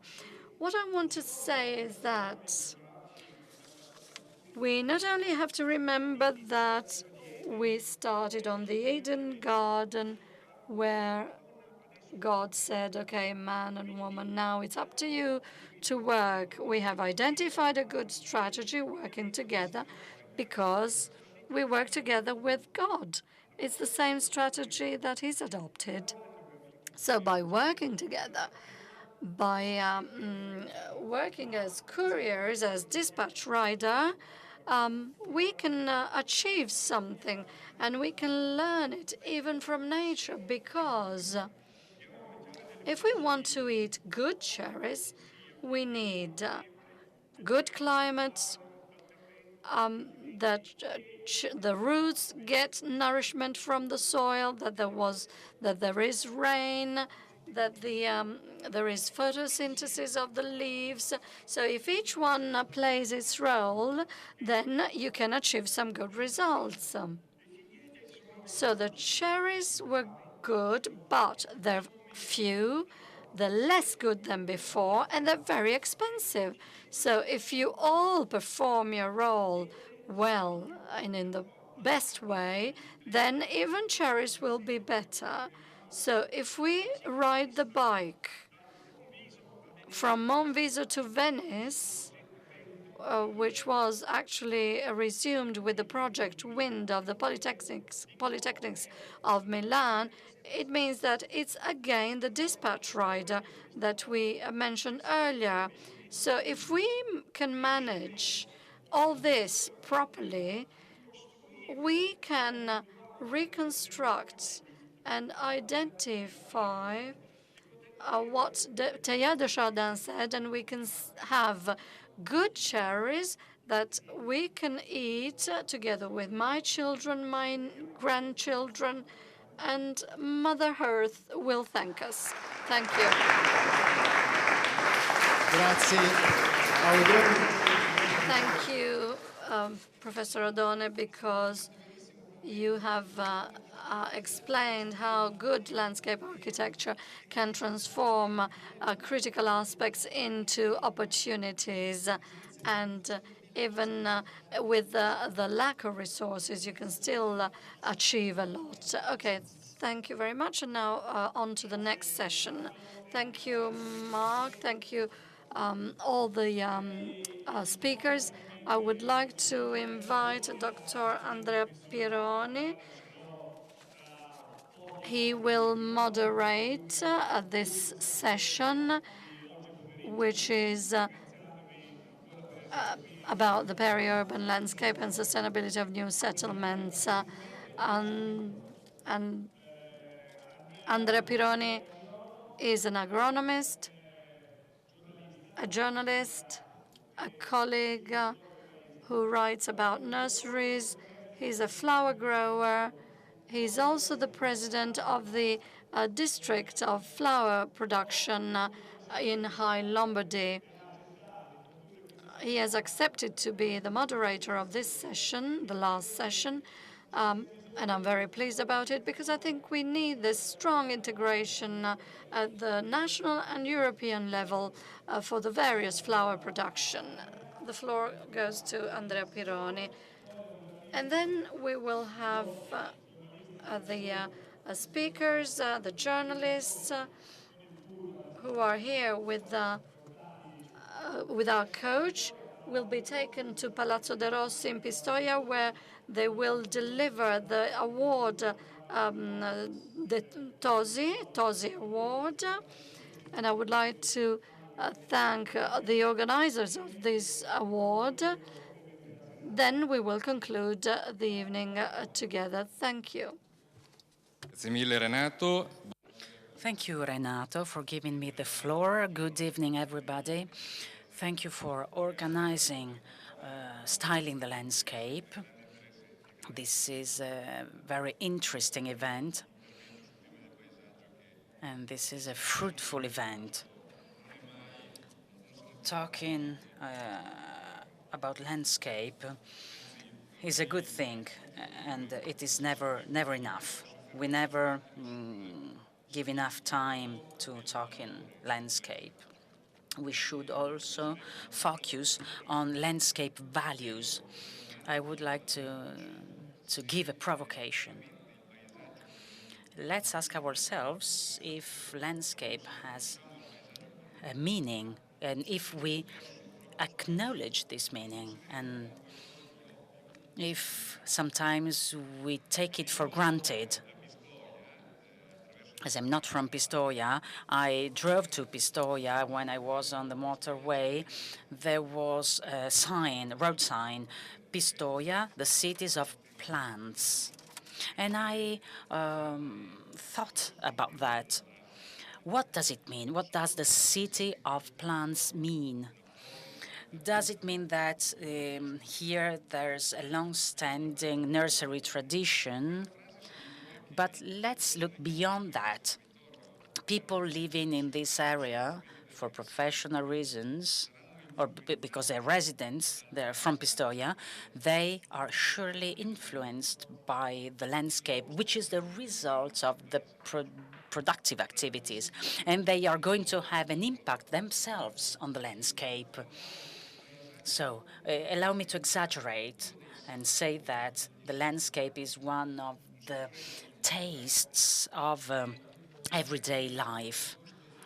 It's the final taste of our everyday life, and it has an impact on other values such as culture, history, tradition, leading to economic activities like tourism. And landscape also has an impact on cultural development of an area. So in a period like this, we try to concentrate on the core values of our country, to revamp the economy, to restore economic development. So in such a moment, maybe we neglect the importance of landscape as a core element of Italian culture and history. And maybe we neglect the fact that some cultural excellencies were born in Italy thanks to its landscape, because it is rich to cultural and historical values that big personalities became outstanding personalities. I come from Lake Como, which is important for silk production. It is a leading silk production industry. Elemento di traino. And Gianni Versace and his success was very important for the development and growth of the silk industry. So if we want to relaunch the genius potential that we have in Italy, we should start by acknowledging the landscape values. That is why I would like to give full meaning to all that the speakers are going to say. We have some outstanding speakers taking the floor in this last session of today. Now we talk about peri-urban landscape. So I wish you the best in the proceedings, and I give the floor to the first speaker.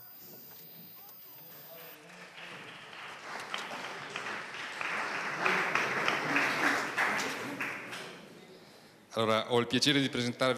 Now I give the floor to Francesca Neonato. She's a member of IAP.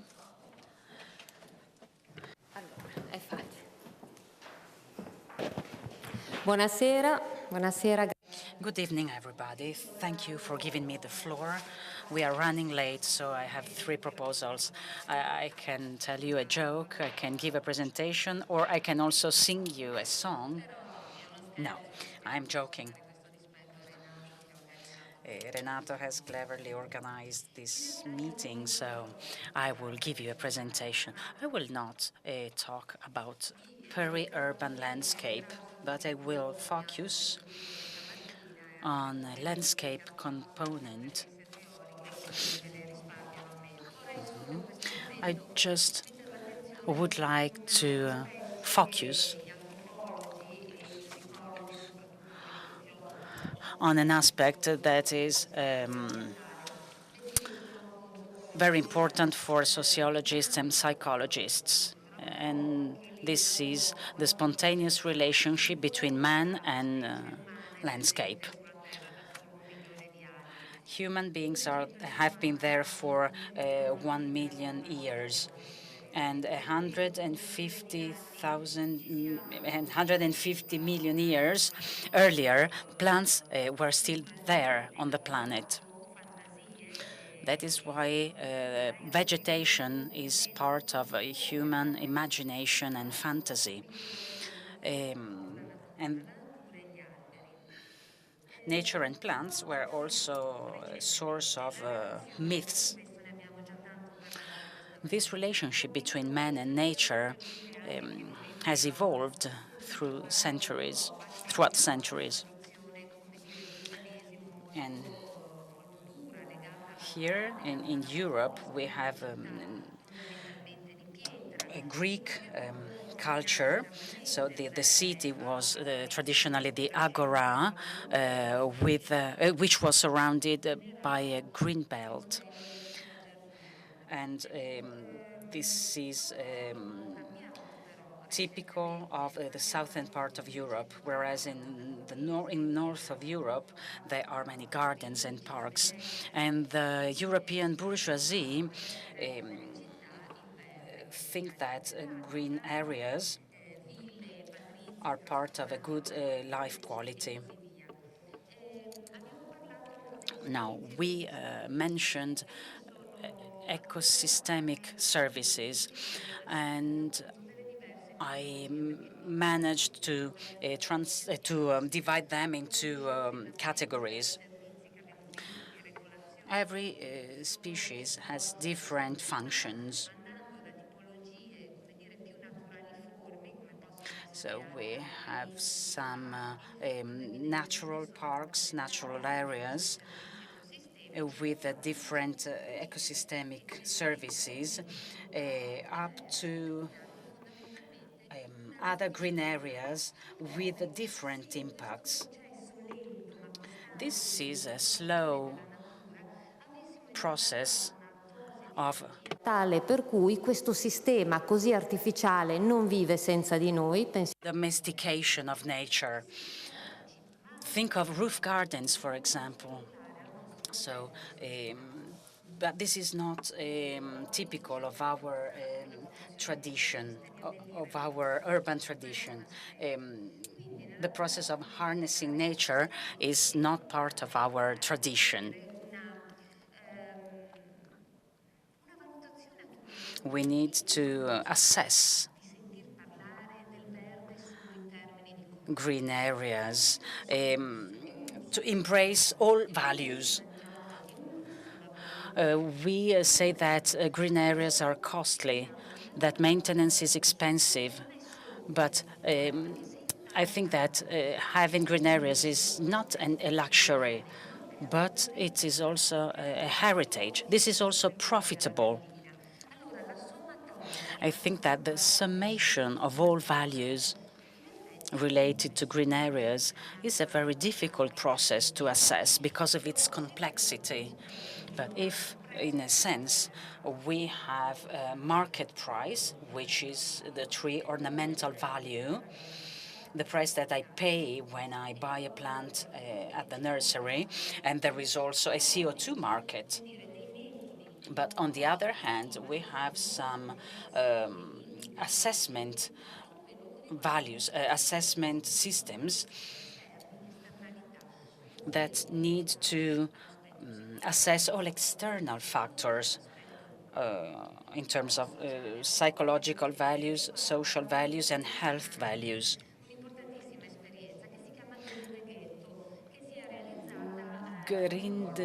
Grindeget The ghetto was an experience that was conducted in New York some years ago in the Brooklyn area, where parks were set up.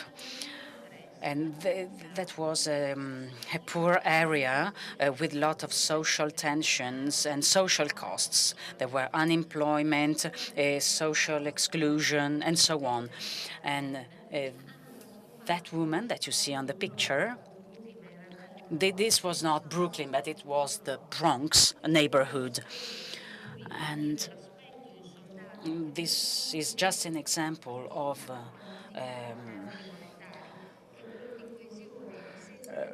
all the good that green areas can bring about. So a park, a green area in the Bronx, managed to solve a lot of problems. And Mayor Bloomberg managed to plant 100,000 trees in New York. He's not a philanthropist, he's not an environmentalist, but he just discovered that in richer neighborhoods, the youth gets less sick. This reduces a lot of health costs, because if your kid is sick, you can't go to work. So this is an example of ecosystemic services. So let's assess the value of ecosystemic services versus management costs when we plan urban spaces. And Mr. Odone, the previous speaker, just mentioned that we need to make an effort and think something new and think of something different. One extra hectare of forest costs less than health costs and social costs combined. So if we have a minimum 1,000 euros per year, you can understand that this is a very good balance. So let's go to the city center. Now the ratio changes, because the more the system is artificial, the higher the costs, especially Forse a parte a Bolzano non se ne parla neanche. Certo, the terrace gardens. Terrace gardens are very important in terms of climate mitigation. Of course, costs and benefits always refer to the near basis and to square meters, so by square meters per year. As a nation, we have a big responsibilities. We are one of the 25 hotspots of biodiversity in the world, like Madagascar and Costa Rica. It means that we have a variety of species that has generated beautiful landscapes. Now, I'm not sure that we are not always to import models from abroad. Back in 1990, when IGA took place in Stuttgart, I saw the mayor of Stuttgart removing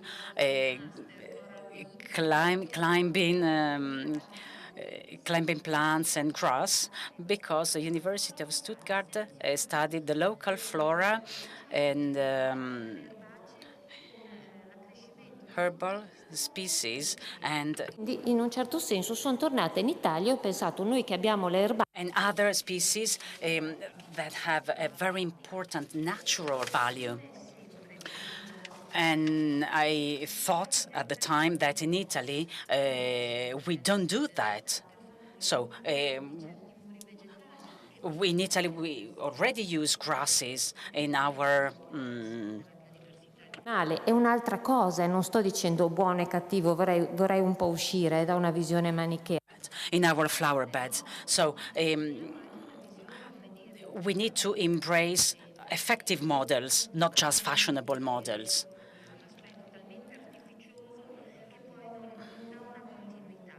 We need to ensure continuity to urban areas and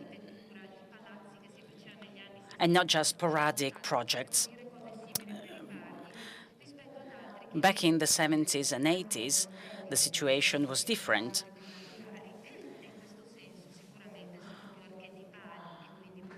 But today we tend to use stereotypes.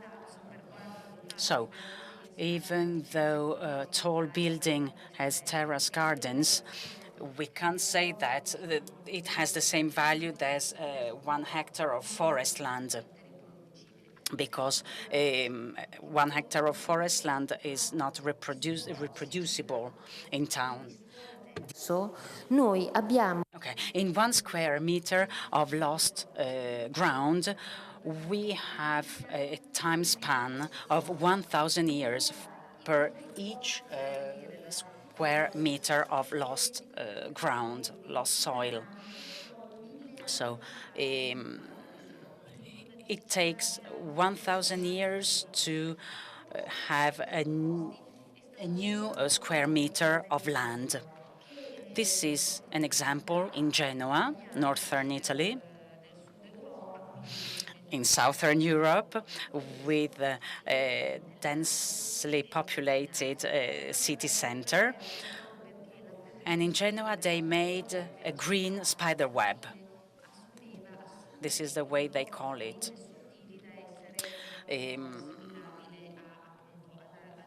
And the green spider web is so subtle, it means that green areas in town are spread in a way that it is compared to a spider web. There were 2 main objectives of the spider web in Genoa: to make human connections to the environment. So the ecological network is to be closely linked to citizens, to the human beings. But but these things have already been mentioned since this morning. But this is important to acknowledge that this is an example, this is a management model, because we can't waste time. We need to take action and embrace those values in future projects.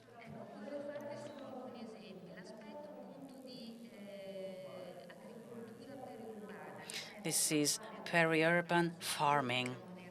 But what kind of farming? Of course, this is not typical agriculture, but mixed agriculture that makes use of systems that are compatible with the ecological values. There are also some suburban parks. This is an example of a suburban park in Genoa, and our colleagues were so good in doing that. They had orchards so that they could spread the compatible uses, and this is permaculture.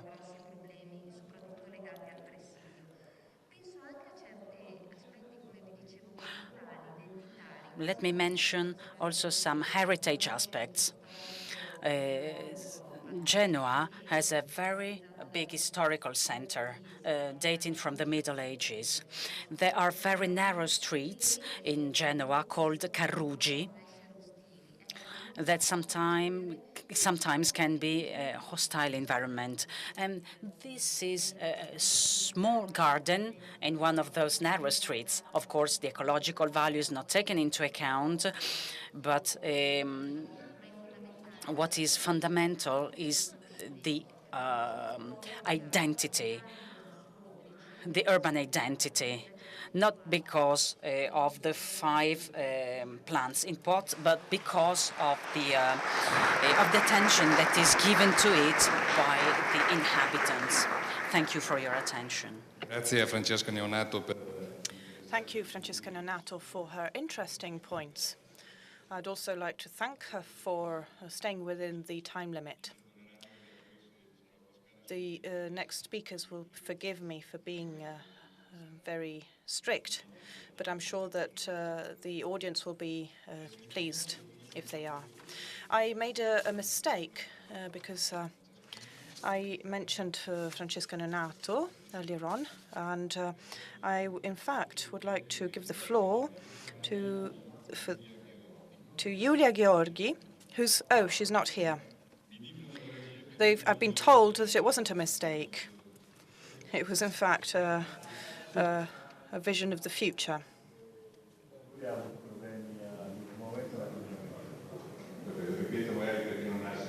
So perhaps for those of you at the back who didn't hear, Julia will not be here. So let's move on to the third speech, the quality of plants, by Francesco Nicesi.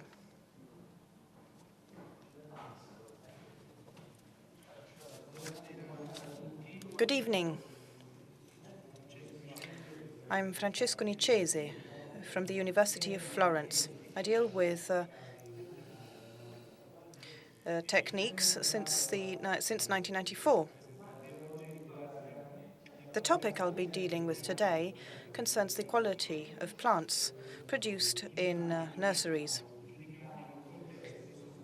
in a context of sustainability, which is the guiding line of the entire convention.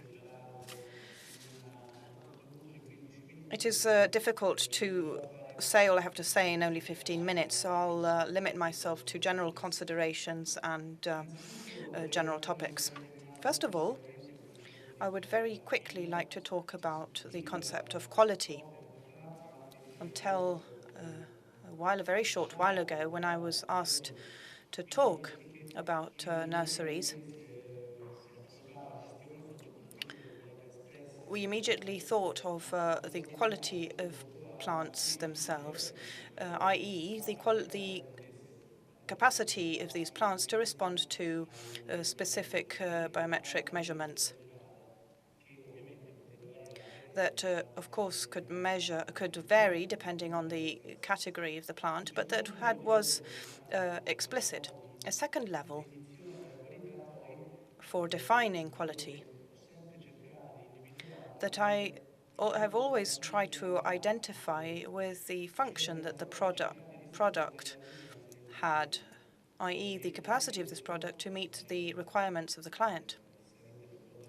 I'm sure you'll agree with me that the most beautiful plant in the world, produced by the best nurseryman, who of course comes from Pistoia, and that may produce uncertain results and at times negative, wrong results if used wrongly. So in this sense, the quality of the final results also depends on choices that go beyond the production of the plant itself. More recently, to these two elements that I use to assess quality, we added a third element, the quality of production by companies that work and think of safeguarding the environment or an increased respect for the environment.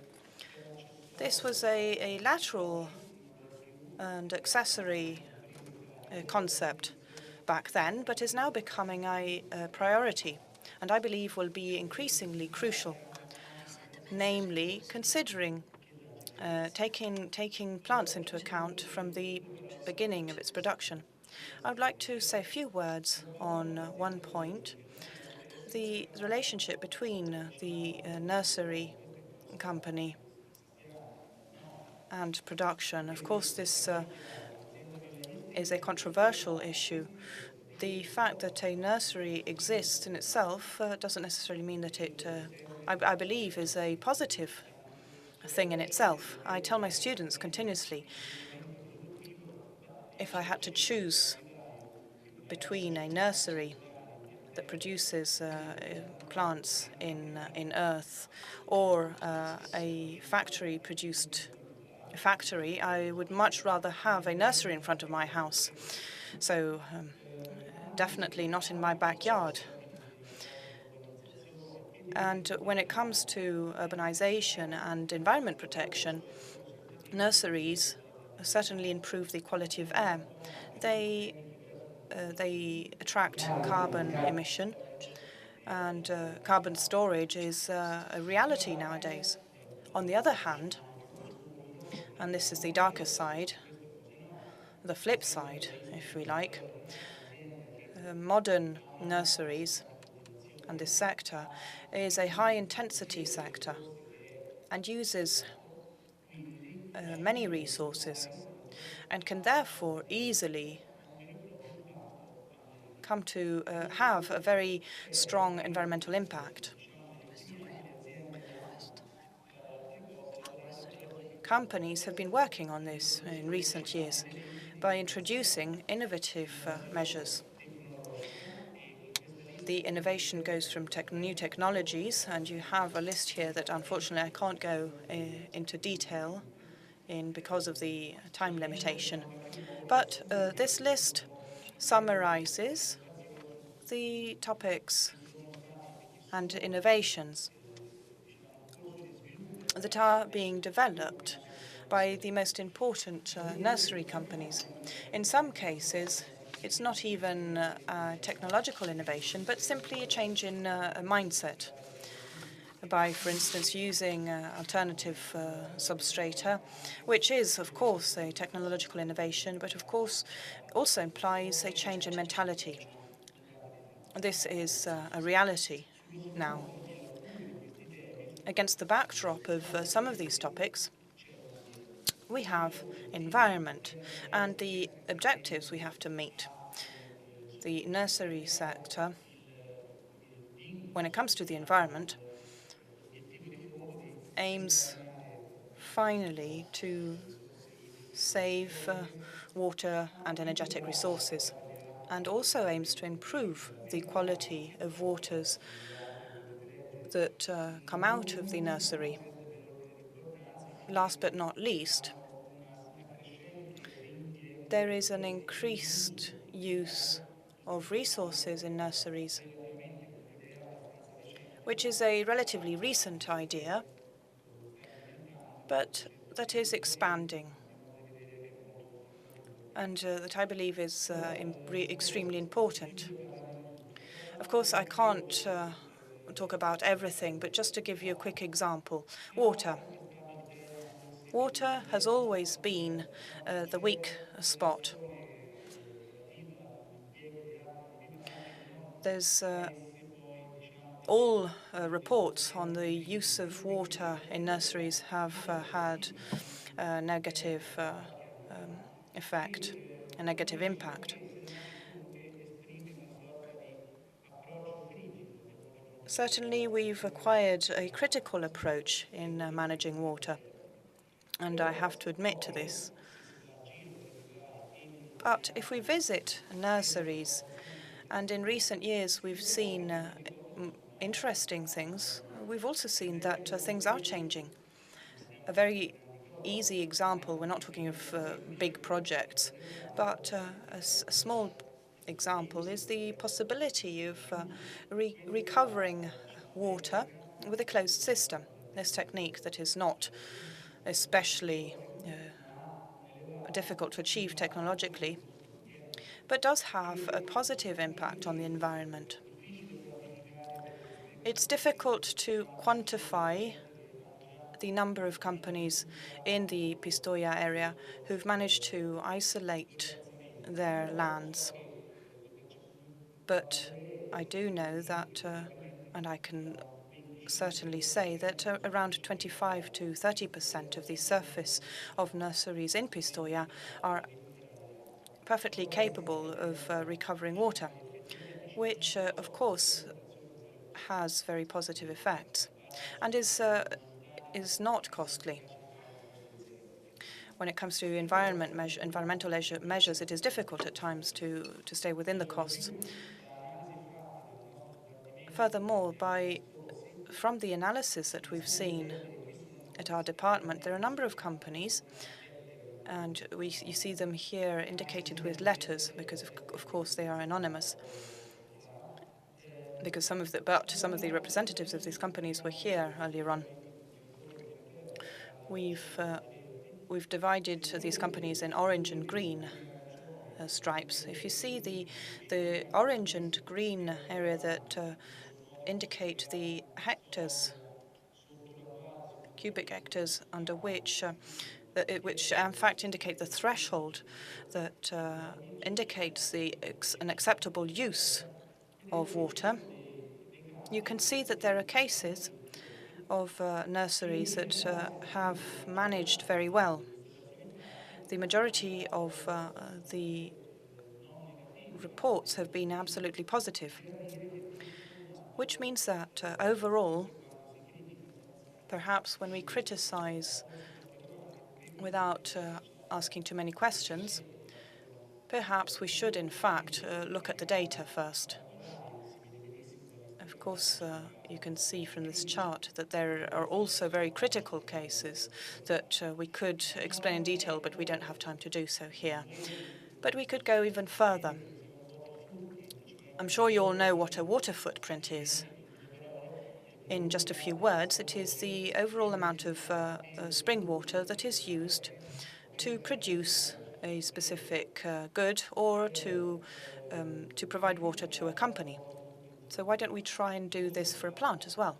After all, it's natural. It is the primary resource for growing plants. I tried to do this and conducted an experiment on a very simple plant in a pot of 24 centimeters in diameter, which is around 12 inches. And this plant doesn't necessarily have a 3-year span, but I assumed this as my hypothesis, and I moved the plant in another vase. Generally, it's easier to start from a larger vase. But I estimated that 50 liters of water were necessary for a small pot, 150 liters for the larger, the 16 to 18 centimeter diameter pot, and 300 liters for the vase with a 24 centimeter diameter.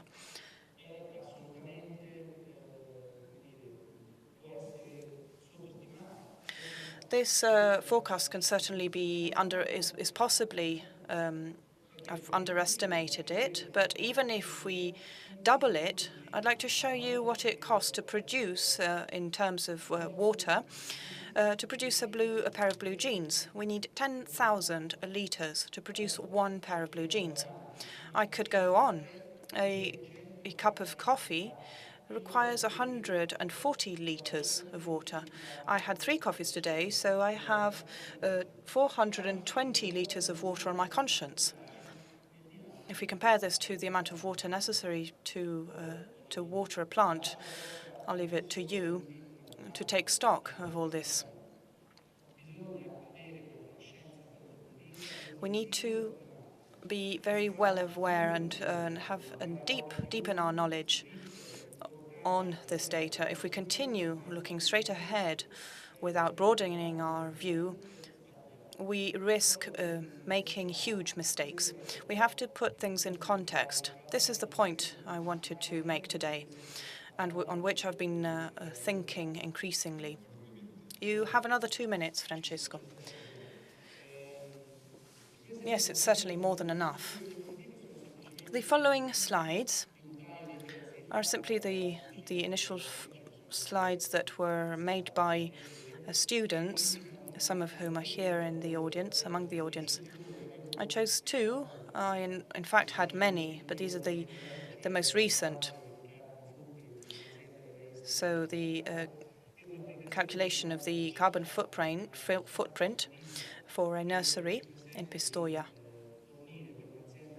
And this enabled us to provide a nursery company with an assessment of their environmental impact and equivalent CO2 emissions.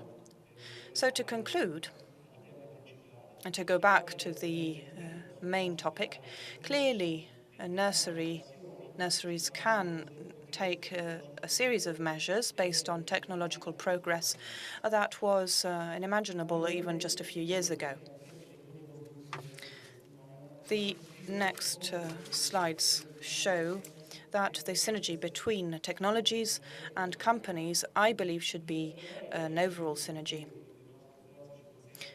When we're working at full capacity, of course, this is very easy to achieve.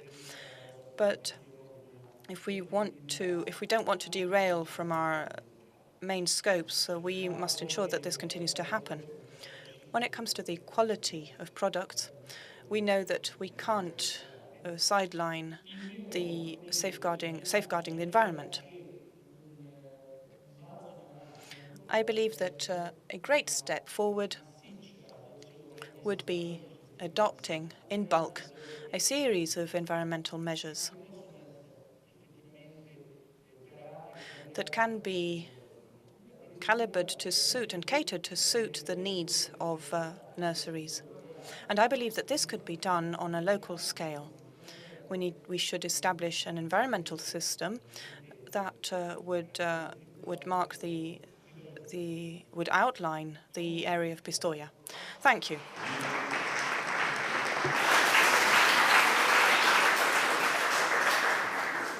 Siamo rimasti scioccati, penso.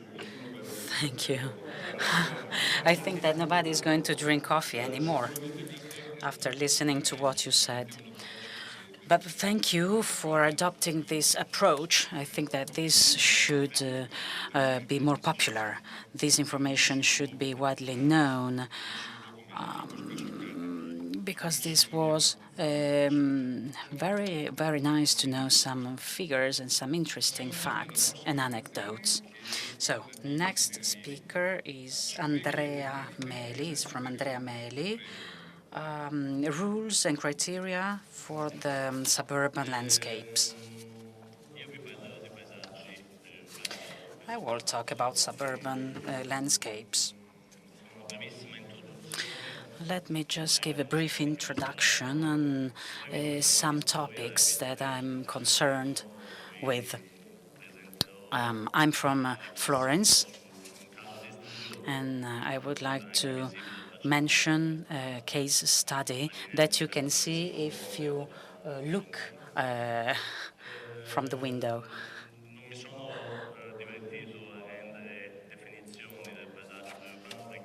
I don't like to give definitions of the suburban landscape because I don't like definitions, because I think that it is very difficult. There's no such definition of a suburban landscape. I will not talk about urban sprawl.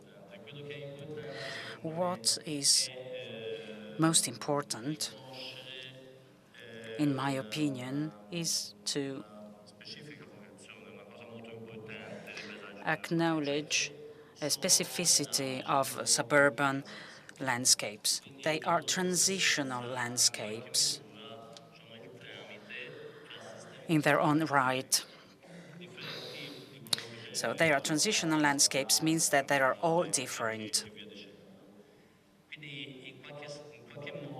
In a sense, I hope that some ecologists, if there are any in the audience, will forgive me.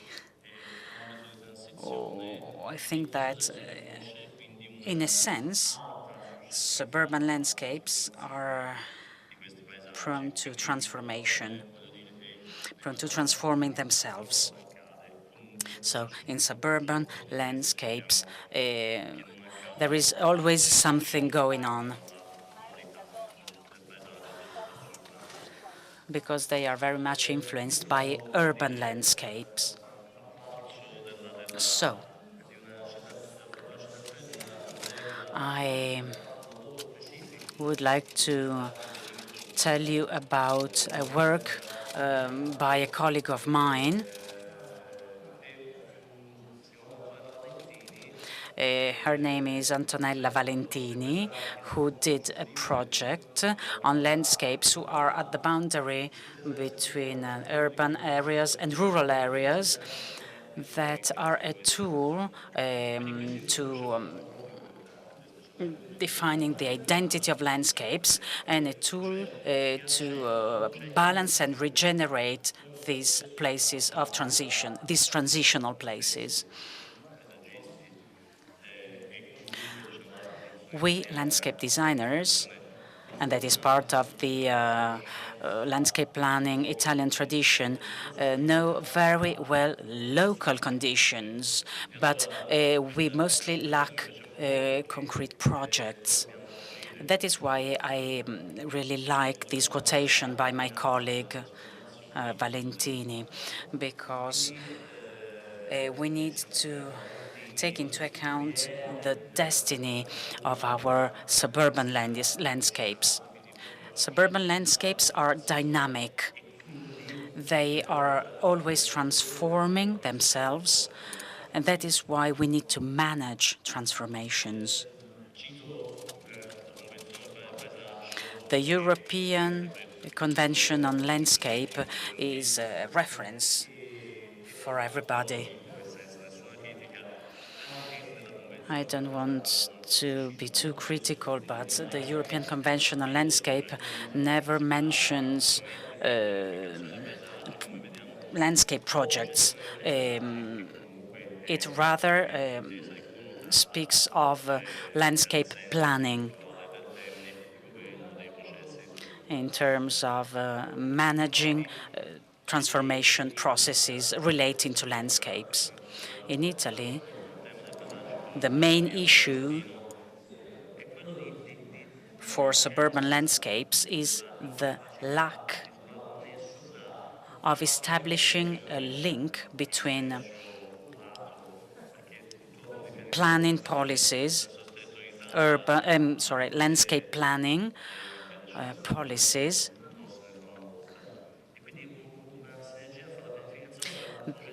that is why a synergy needs to be established to overcome that problem. We now have a broad variety of feasibility studies, laws, regulations concerning landscape management that should strictly refer to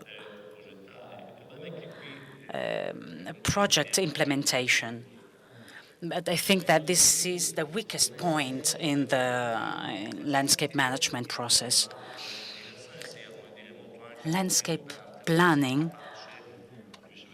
sometimes is incapable of harnessing those transformations that are taking place. So suburban landscapes, in my opinion, are vulnerable spaces because they reflect the destiny of our urban communities. Let me conclude my short presentation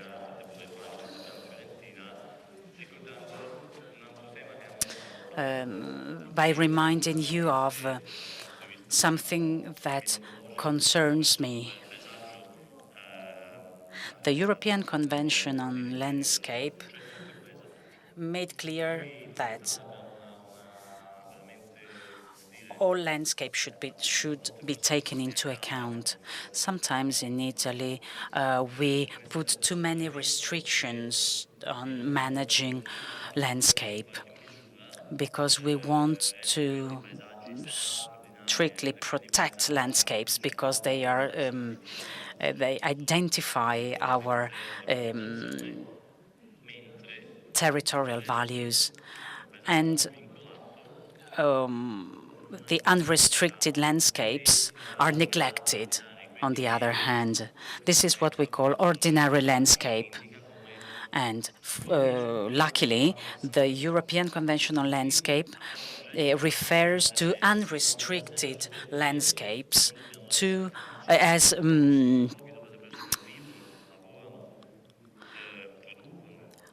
valuable sites. That is why we need to think of these spaces and to requalify them through landscape planning.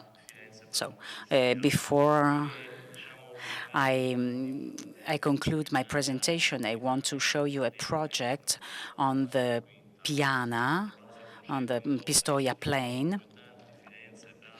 There are three important cities in this plain, Pistoia, Firenze, Florence, and Prato. Prato is a leading industrial district, the third industrial district in Italy. And Prato is very close to Florence. As you can see from the window, there are three blue spots. And this is a very important wetland area, an artificial site, but with a very important natural value. I think that it is worth mentioning it as a suburban landscape. Di Piana, più propriamente legata alla città di Firenze e al This is a zenith image of the zenith view of the Prato suburban landscape and urban landscape as well. And when we were thinking of this area, we thought of it as the encyclopedia of suburban areas. In this scheme, we can see the urban system linking linking Florence to Prato,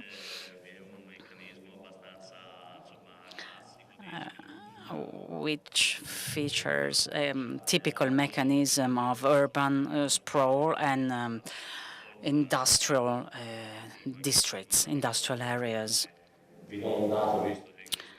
I just give you a figure here in this part of Tuscany, including the nursery district of Pistoia, is produced more than 50% of the Tuscan GDP. And this gives you an idea of the concentration of production in this area. This is a journey through the Tuscan plain, the Florence plain, that could be compared to the Veneto plain and to the Lombardy plain. As an aerial view on the Florence plain, you can also notice some empty areas that can be considered as sort of presente. È lì che noi dobbiamo concentrare la nostra attenzione, perché io sort of storage room that we set aside, we tend to forget.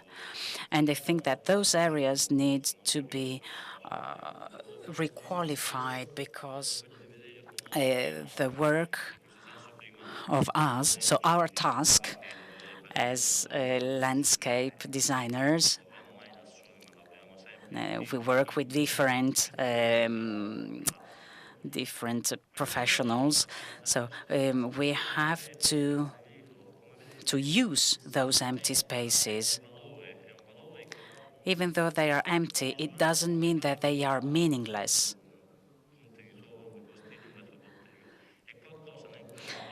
These spaces, in these spaces live about 600,000 inhabitants all around. So So 2 more minutes. Okay. People can live very close. This is the farming system.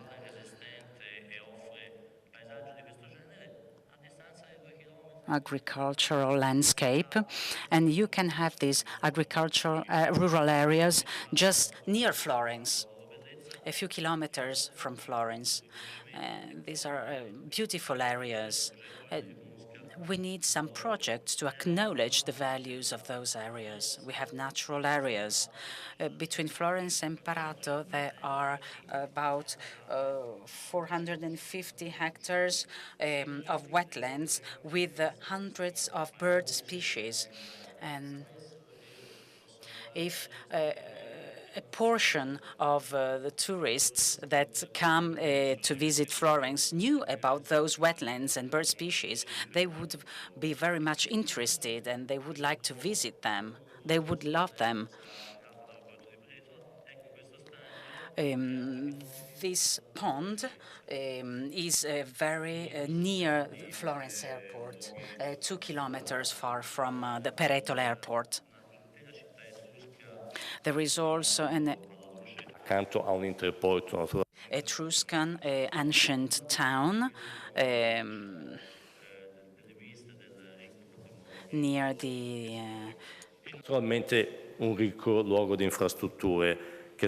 near the Florence Interport, which we can see in the pictures.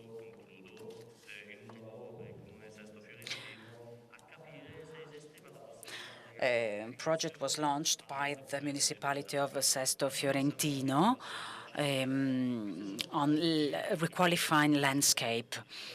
I think that this is a good option to improve suburban landscape. These projects are strategical ones, and I think that we should implement them. The Tuscan region wants to set up the new Florence airport.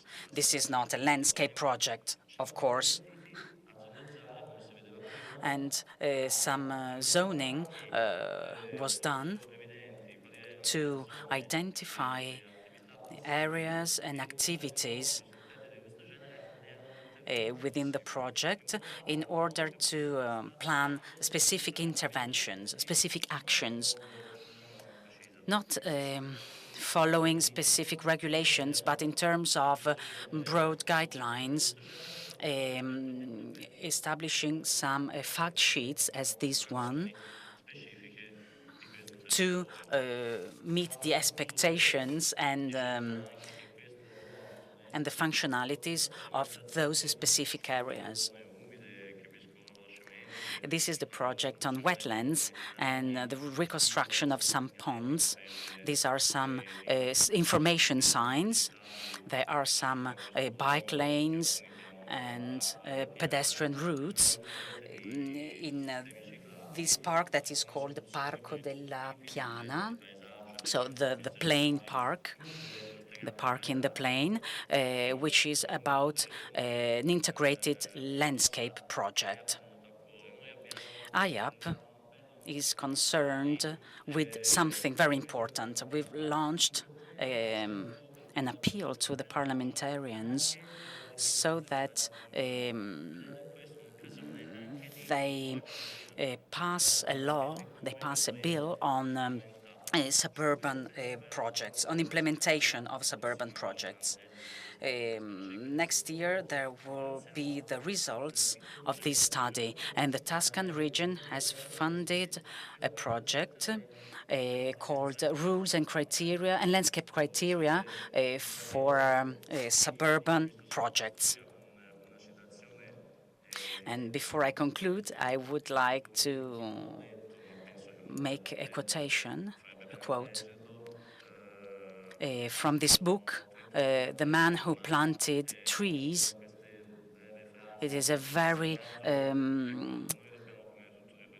small book, We need to remind the core materials, so wood, grass, plants, and nothing else. Thank you.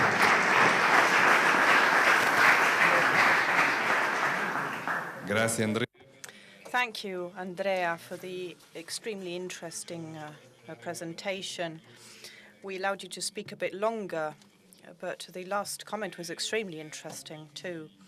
So I would like to give the floor to Motta Freixas-Bet from Naturalizes Conservatio. She will forgive me if my Spanish pronunciation is terrible. Allow me to point out that Andreas is a national councillor for IAP.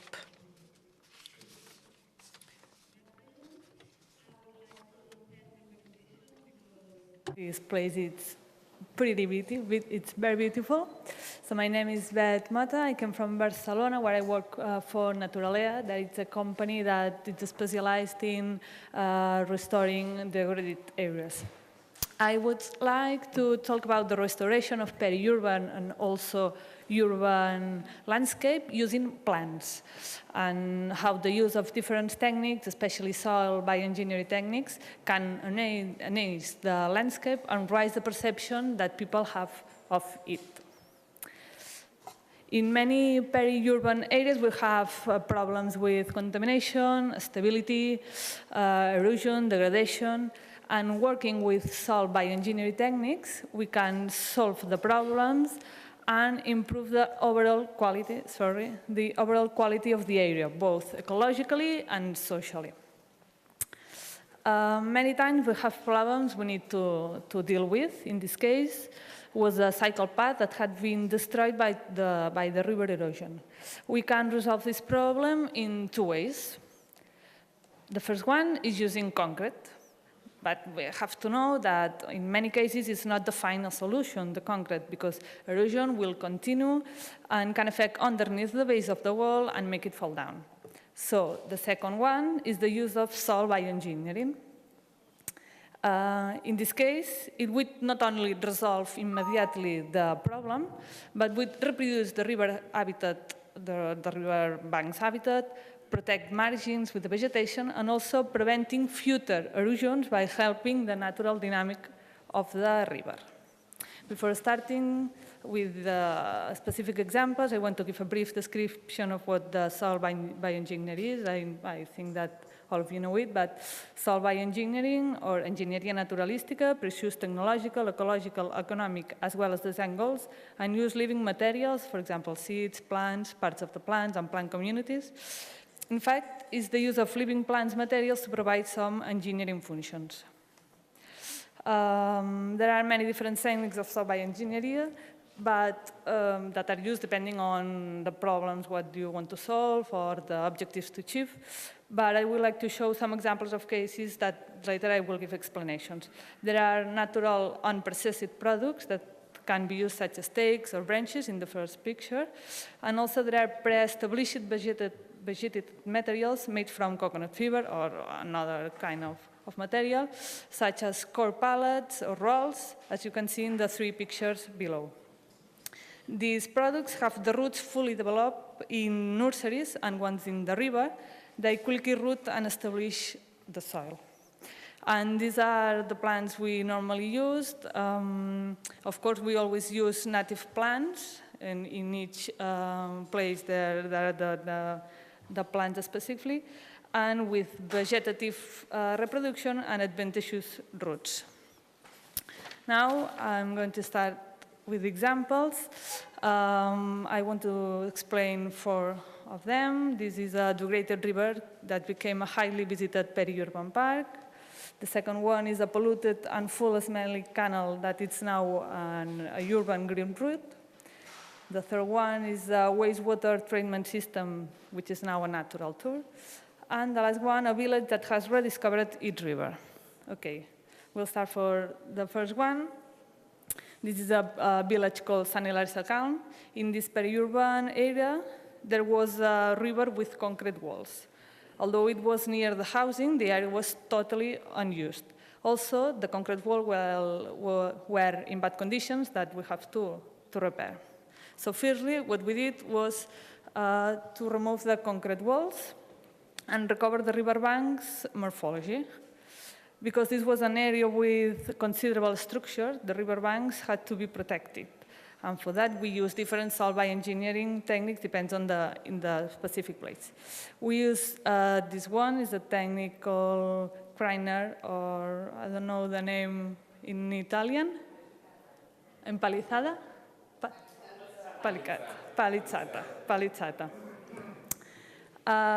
Okay, this we use logs for the structure and willows stakes to vegetate it. As you can see here in the pictures, the 2.5 meter high structure allow immediately consolidating of the slope. It gave the possibility of building a bridge to link the two banks of the river, as you can see there at the end of the photo.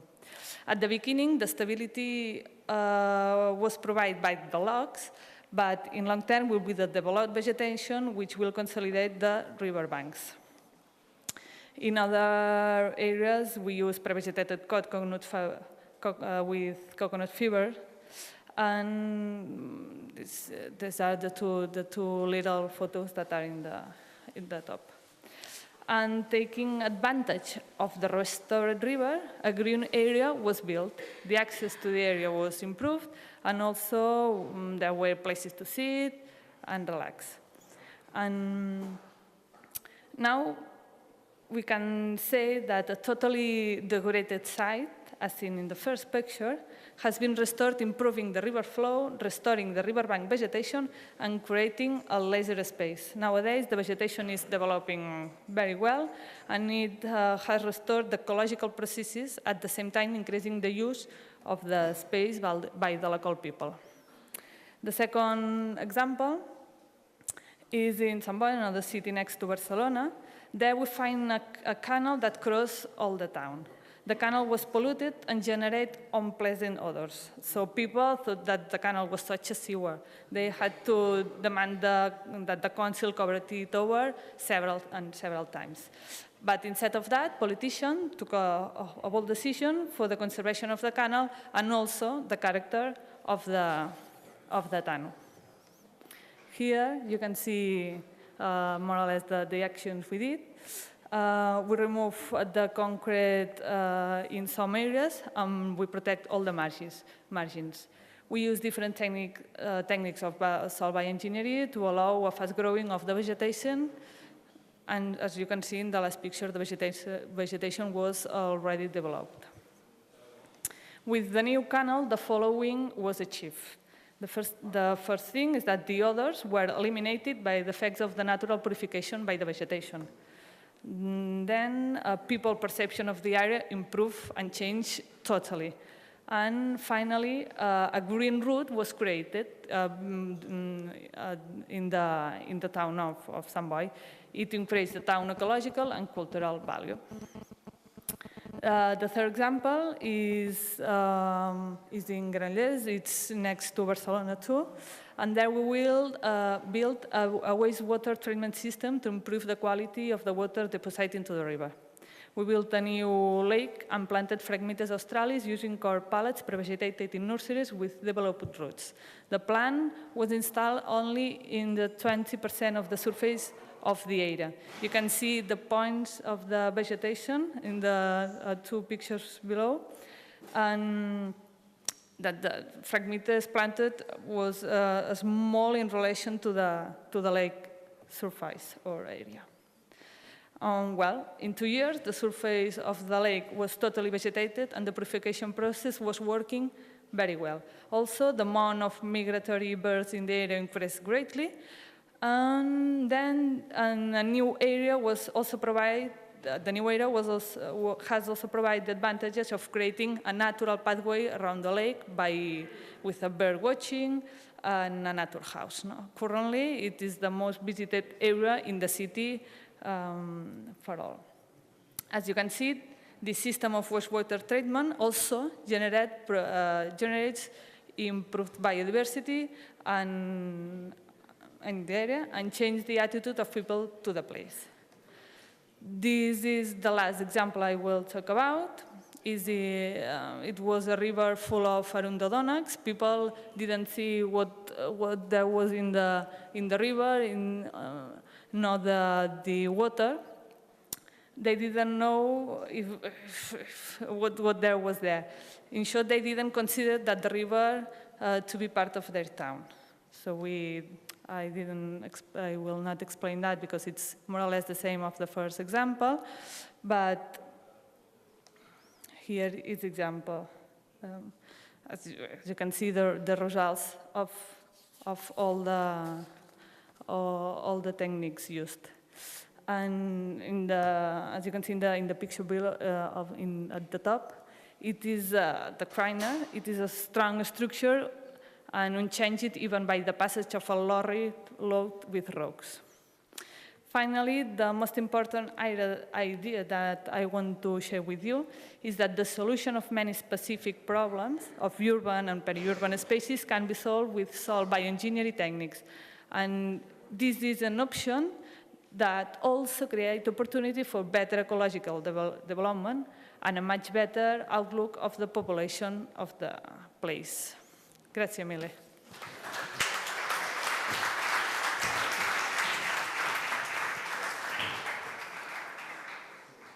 Thank you, Mota, and compliments for your presentation.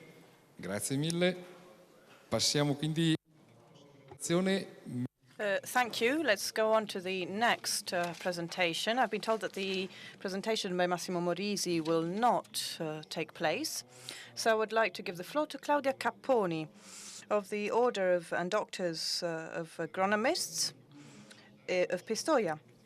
We'll be talking about rivers and the city towards an ecologic planning of peri-urban territory.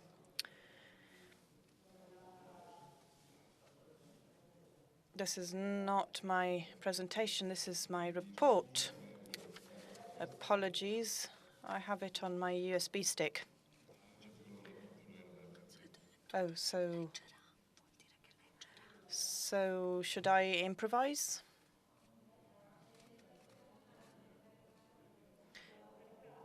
They probably didn't put it here. They didn't upload it. I don't know why.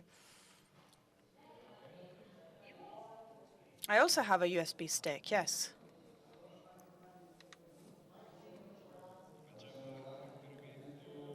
So let's go on to the next speech while we upload the slideshow. If we act swiftly, then we can do this, or we can move on to the next speech.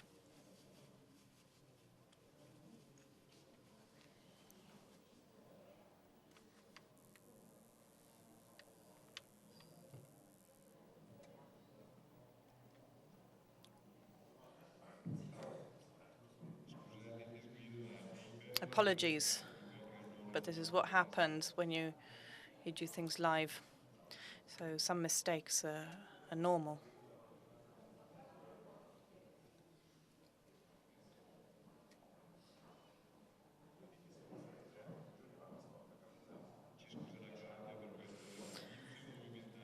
Our apologies, Claudia, for this beginning.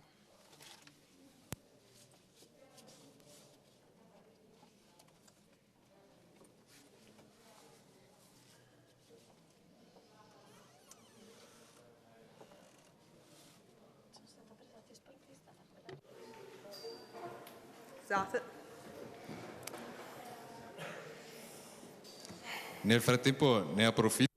Meanwhile, I'd like to take the opportunity to mention a few thoughts that stems from the speeches we've heard until now. We wanted to focus on peri-urban landscapes. As you will have noticed, in many of these speeches, in fact, the ideas that were put forward adapt very well to other types of landscapes. And this is perhaps a trait of interpollination when it comes to general considerations. I give the floor to Claudia. Good evening. As a representative of the Order of Agronomists of Pistoia, we'd like to put forward a plan for the western area of Pistoia that focuses on the Ombrone River. This area and the environment around it is particularly interesting, not so much for the value of the land, but also because of the great activity, the hectic activity around this area, because of the building of the new hospital in the southern area of the territory that we've taken into account. You can see on the slide on the right-hand side the area in question. There is also, you can see the western border that connects the surrounding hills, and the eastern border that abuts on buildings mainly. The area measures around 2 kilometers, as you can see, and has an average slope of 8%. I'm clearly speaking of the average, and covers 1,350 hectares.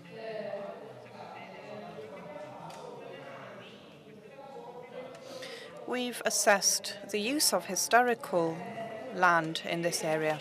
I'm not sure if you can see the colors very well. This is a picture dating back to 1984,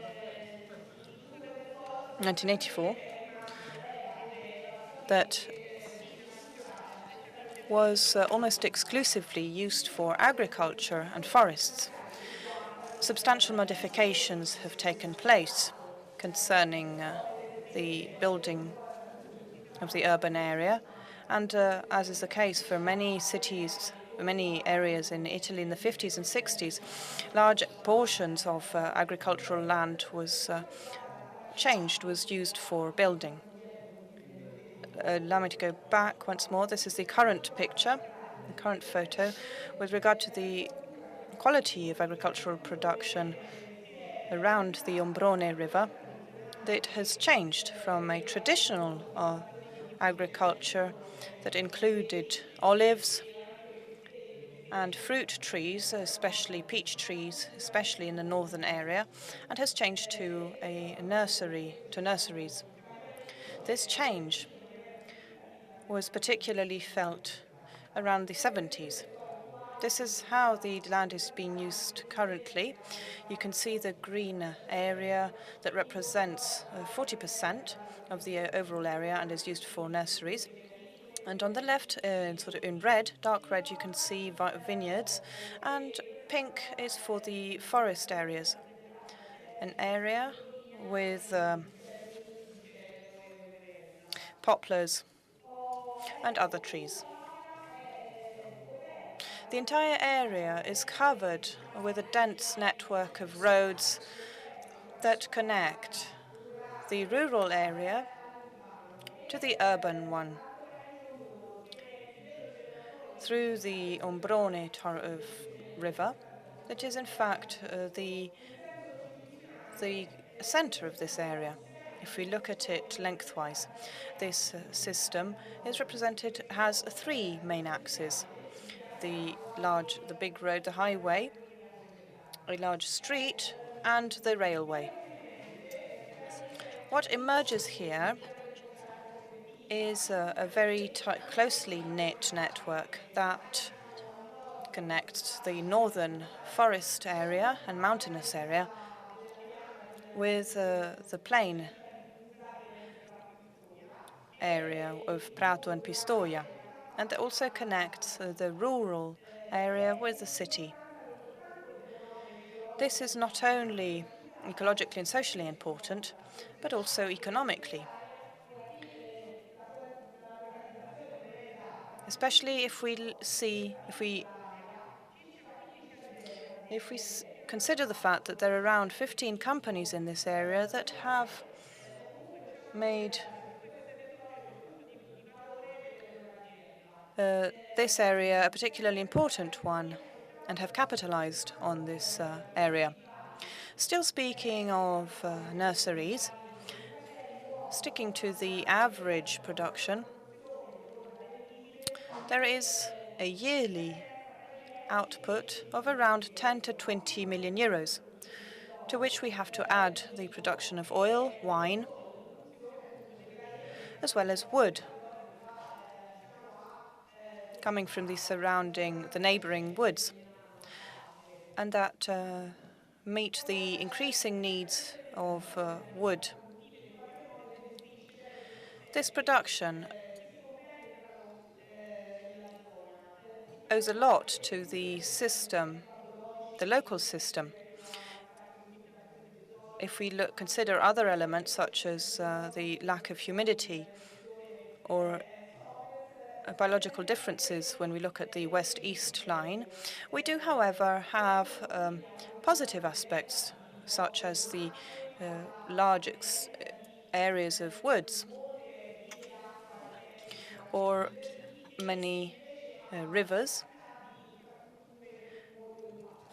and a lack of large buildings. Of course, this makes this landscape particularly pleasing to the eye. And a large swathe of the population enjoy it and use the Ombrone area and surrounding areas for leisurely activities, sports, and free time.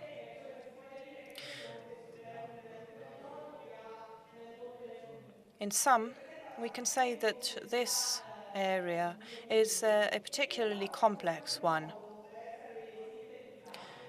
But all of these aspects can be summarized and divided into specific characteristics and there are three main ones. There is a rural but multifunctional structure that ranges from hospitality to nurseries, traditional and modern agriculture.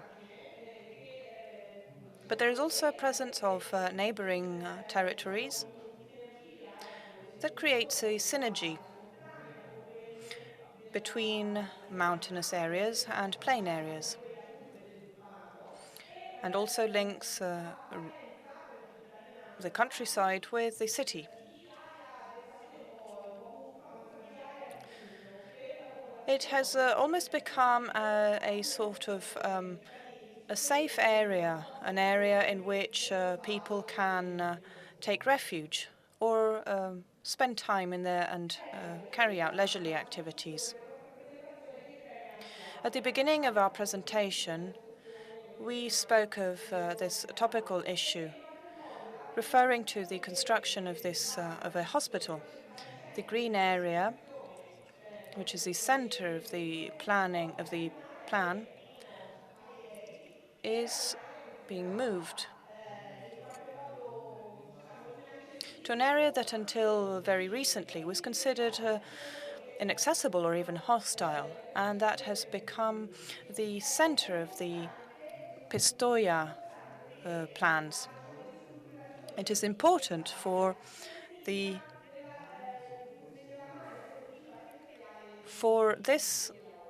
plans to be part of the western area of Pistoia. We believe that the added value of this area is not so much the heritage of these places themselves as the possibility through planned activities and awareness of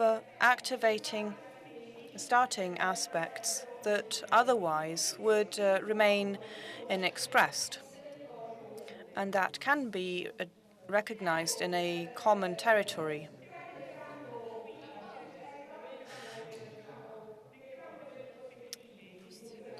Here we're talking of the perspectives, and we'd like to put forward a model of an agricultural park. I realize that the word park obviously carries a series of connotations, but parks, in fact, do not carry any limitations. They should, on the contrary, be the expression of an alliance between a growing demand for higher quality life and the production of quality. In a sense, we should establish an agreement between consumers and producers that would benefit from the advantages provided by taking care of the territory, such as producing foods and agricultural produce, produced locally with a reduced environmental impact, and that are put on the market with innovative techniques, or at least unusual. We're thinking, for instance, of the experiment with sustainable groups, but also new companies that are starting and that have lost the initial trend that they had in the past.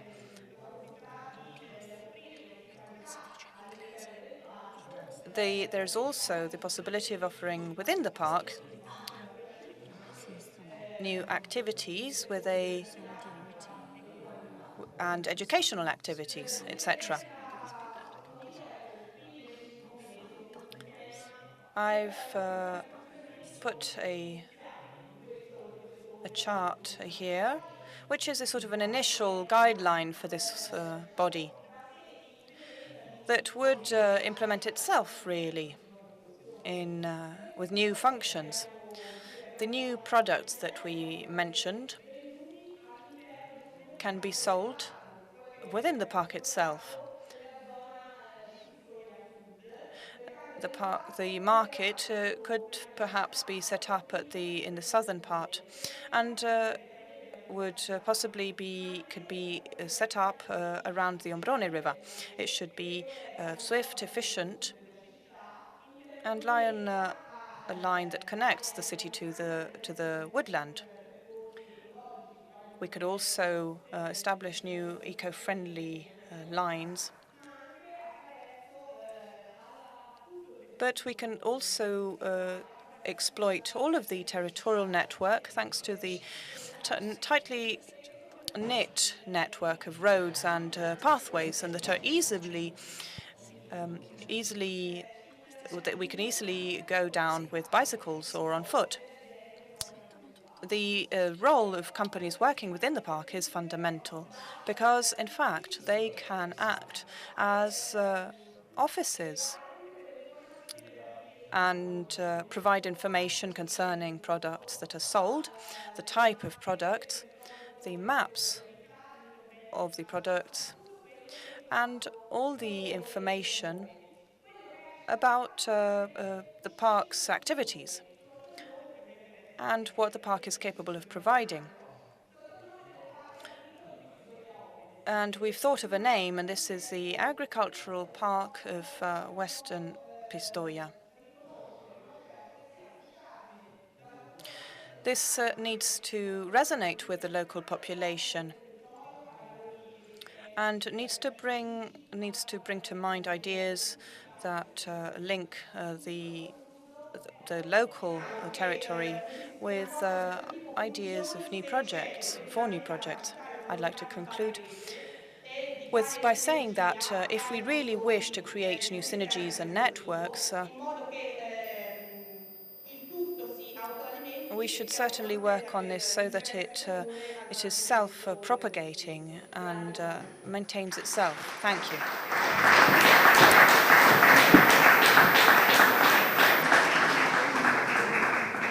Grazie mille Claudia per la relazione.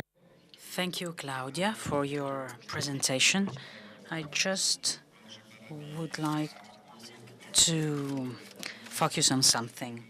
When we talk about a farming park for the companies, so entrepreneurial activities in farming parks, I think that farming parks should be the consequence of the recognition of the values of nurseries, of all values of nurseries. Now I give the floor to next speaker, Engelbert Caroline from the province of Flanders. I'm sorry if I mispronounce your name, Caroline. I give you the floor. The title of your presentation is Agriculture and Landscape, a Good Match. First of all, congratulations. It's a very beautiful location where we are. When we are looking outside, we see a very beautiful picture. It's a picture alive. We only can dream of this beautiful sign. In my presentation, I will tell you something about the agriculture and landscape, a good match. I'm working for the province Oost-Vlaanderen. It's in Belgium. We are doing a lot for agricultures, but first of all, I will tell you something about the location. So as you can see here, we are located above Italy. We have a lot of neighbors, so the Netherlands, France. That's where the location of East Flanders. We are one of the 5 provinces of the Flemish region, and it's one of the 10 provinces of Belgium. So we are located in Ghent. I don't know if you've always been there, but maybe you will come after my presentation. We will invite you to come visit our country. A lot of figures about the East Flemish agri and horticulture. The total area is about 300,000 acres, and the area agriculture is about 150,000 acres. What do we have in East Flanders? We have a lot of pasture, grassland, livestock. There are a lot of fields, about 34%, and we have also horticulture. We have about 8% greenhouses. We have the number of enterprises, it's about 7,500, but there is a trend. We have a lot of decreasing number of companies. They are coming strongly, they are growing in size. And the economic pillars of agri and horticulture, it's about horticulture, dairy farming, big breeding, vegetable production. But East Flanders is the province of floriculture, and so you can see on this picture, we have a picture of the Hense azalea. I don't know if you don't know them, but it's a recognized European regional product. They are flowering very long, and they have very beautiful colors. At my work, we have a lot of pillars of the provincial policy. You will read them here on the side, but there is one who's very interesting in this presentation and on this location and also on this event. We are improving the integration of the agriculture companies in the landscape, and we are stimulating proper management. The management is also very, very interesting because we are making plans, but also the management is very interesting. We are a lot of doing for the amplifying the sustainability of the agri and horticulture. We promote the development of opportunities for the agriculture complex. We have a lot of more. Oh, it was a bit too fast. There's a raising engagement concerning agriculture and the countryside. We ameliorate agriculture education. It's very important to bring children and also people in confrontation with the agriculture. And we are also optimizing the management of botanical and animal nuisances, and we stimulate innovation and research. So we do there are a lot of pillars. There is a little summary. We are also designing a livable countryside. It's very, very important that the countryside is livable. I will tell you something about agriculture and the rural area. I mean, it's the countryside. We carry out the Flemish countryside management. We realize the integrated countryside management, and it's the name by PDPO. I don't know if you understand. It's a document for the countryside management. We invest also a lot in the visual quality of our countryside, and we stimulate local sustainable food strategies. So I will tell you something about agriculture and landscape, a good match. We say agriculture landscape, it's richer than you will think. So in the past, there were a lot of things. I've already heard it in the past presentation, but in the past there was a lot of regional landscape components. We've got a lot of edges, hedgerows, ditches, so they were very important for confining the livestock, property borders, the vine shield, shadow, and the wood supplier, very important. Nowadays, we see a little trend. There are a lot of new techniques. The barbed wire is coming on. There are draining grounds. Agriculture parcels, they get better and more accessible for big machines. So the man-made cultural landscape is threatened by agriculture. So here are a lot of pictures. You can see how our countryside is also alive and very diverse. There are a lot of new chances for the landscape and the agriculture. The agriculture sector is much more than you just a producer of food. We have the energy production for biomass. There's also the marketing, the landscape, very important for the tourism and the agriculture, nature management. So as you can see on the pictures, a lot of diverse manners to invest our landscape. So here I will give you a short summary of our landscapes. I will start in the north. We have Meetjesland. We have over there elongated parcels. A little bit further on, we have the Grote Dekzandrug. It's very sandy, so it's not the same as in Meetjesland. Mostly forested. So a little bit lower on, there are a lot of tree plantations, floriculture. It's very important for, we name it, straatdorpengebied. Houtland, it's above at the left side, slightly wavy. We have a closed character. Waasland is very important for the round acres. There are a lot of low-stemmed fruits. I don't know if you understand. It's an orchard with low-stemmed trees over there. And the Canada poplars are very typical over there.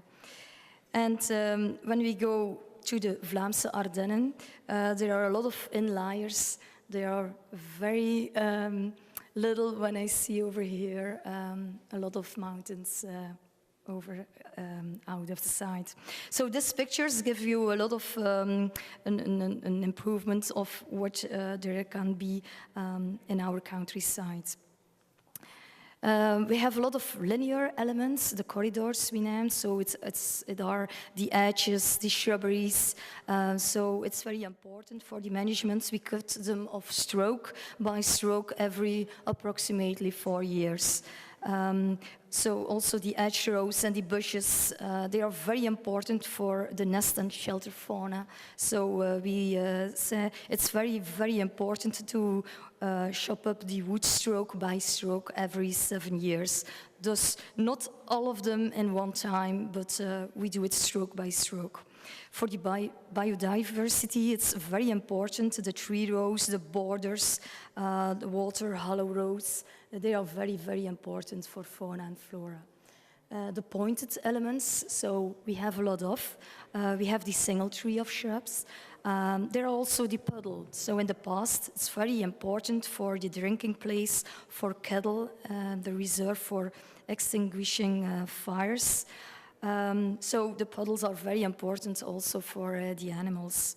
The farmyard also pointed elements and the high-stemmed orchards. So by agriculture, it's very important to take care of the orchards, who brings a lot of diversity. By all we are doing, we said regional and native plant first. It's very important for us. It's a little part of the landscape when the agriculture buildings are over there.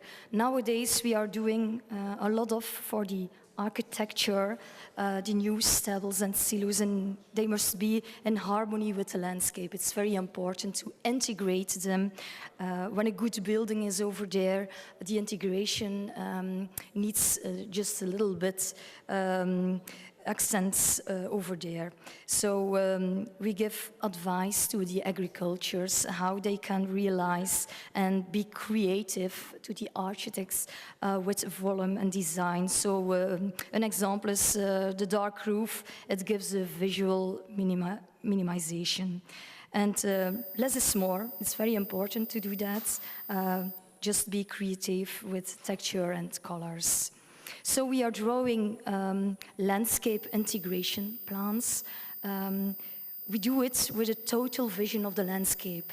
We have a lot of attention for the visual aspects, the ecology, the culture, history, the company organization, and the business economics. So they all together, it's very important to talk with the agriculture and the farmer to explain what the needs are, and then anyways we look what's the best idea for that location, and we make a draw of it. You can see on the picture also it's very important for the management. We have a lot of take care for the trees when the animals are in the pasture, so they don't treat the trees. There are a lot of profits or benefits by taking care of the landscape and nature. The direct profits, I will give you a little summary. So we have the management agreements, there are the property borders, the small landscape elements, and the other allowances are the local councils, the regional landscapes, National Orchard Foundation. So there's a lot of subsidies to give it to the farmers. The indirect profits are certainly the energy landscape maintenance, a lot of for the tourism, recreation, it's very important, and the agriculture nature guide has a very special manner to do that. So we say working together in landscape management, it's much more than a sum. It's very important to do it all together. So if you have any questions, always on this contact details. And so I hope we will see you once a day in Belgium to visit our country. Thank you very much.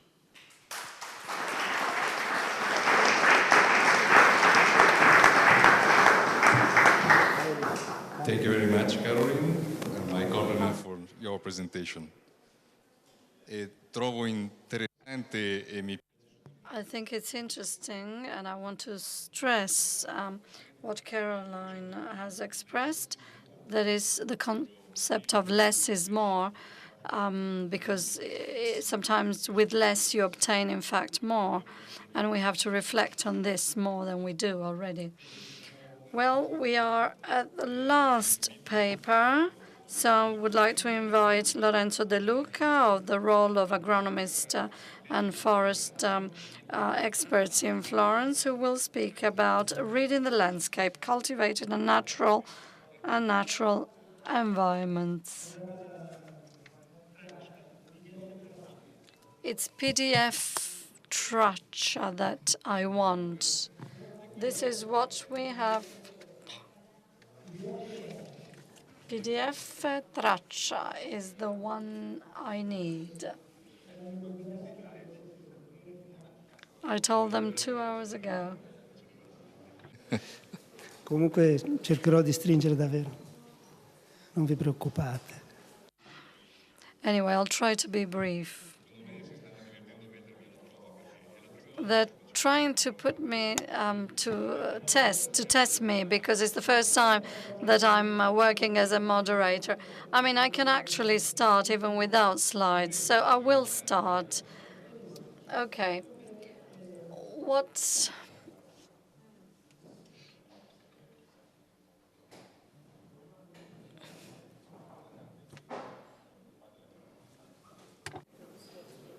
Io ne ho mandate 2. Risposta.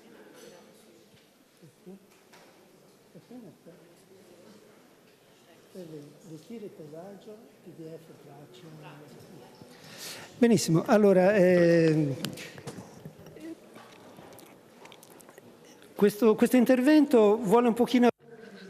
I want to break a bit the usual patterns of reading the landscape in order to communicate what is the reading that is normally made from an agroforestry point of view, living landscapes that change, that keep changing. What is the characteristic of these reading?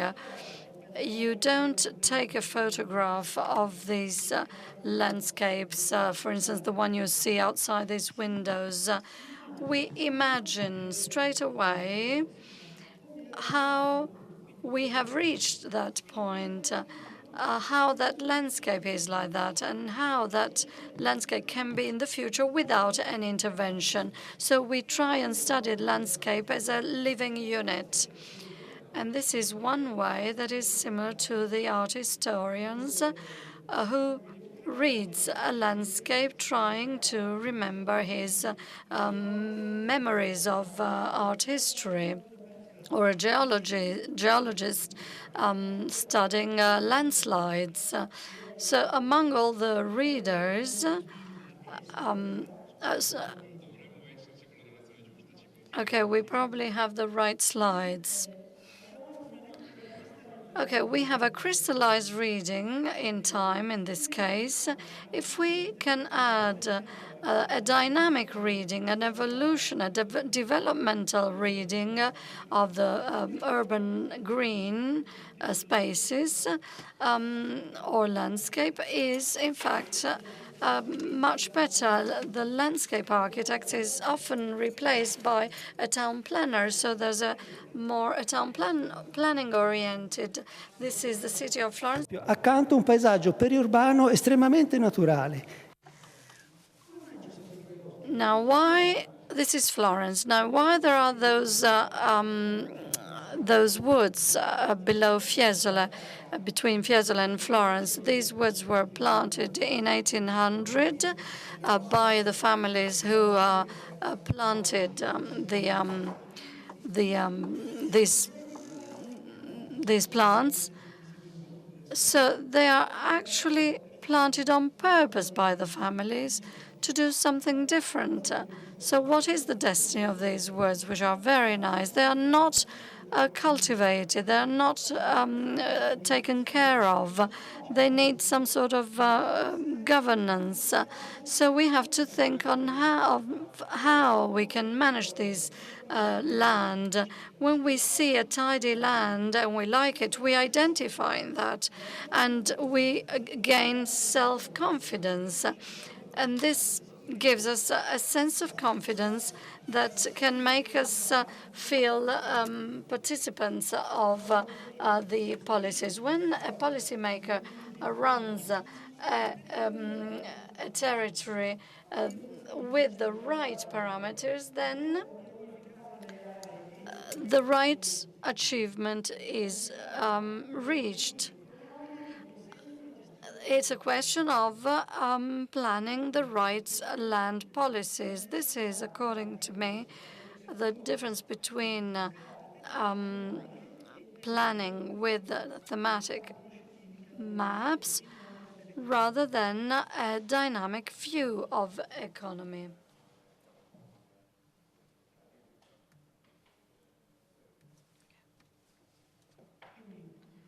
So the role of the policymaker is that of making of a territory something that works. This is the classical example. This vineyard here, it exists because some investments have been made because the people who wanted to invest money wanted to have that grapevines, that vineyard. But if someone who doesn't know anything about agriculture comes and look at this, only thinks about the cypress, the territory is living because there is an agriculture that has to live. There's a landslide with spontaneous vegetation. So only those who take care of agriculture can actually manage the land. An agricultural enterprise is an enterprise and has to be on the market. They can only sell what they want to sell. It's a commercial area. And also in landscape, we have to include this commercial criteria of planning.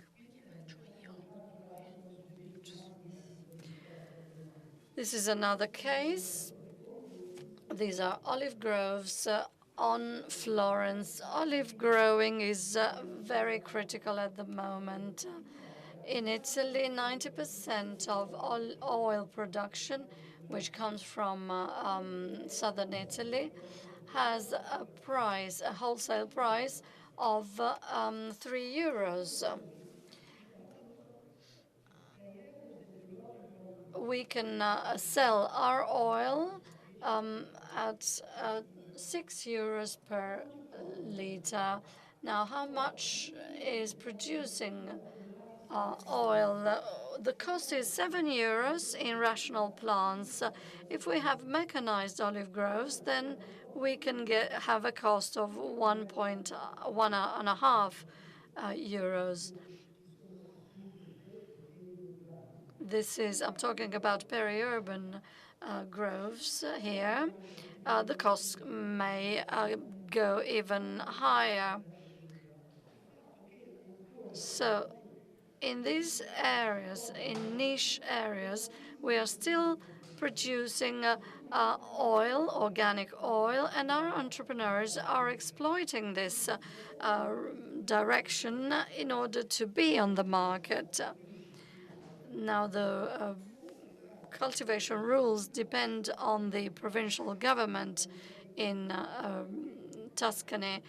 So if you can have this kind of infrastructure, you can support this production of the region, and doesn't cost anything to the community. But if I make public parks, then the costs can be very high. Florence is in a valley. It's very hot in summer, one of the hottest cities, and the cool air comes from the peripheral hills around Florence. So there's a very special climate around Florence. Here we are in Mugello. It's an old villa where we have only woods and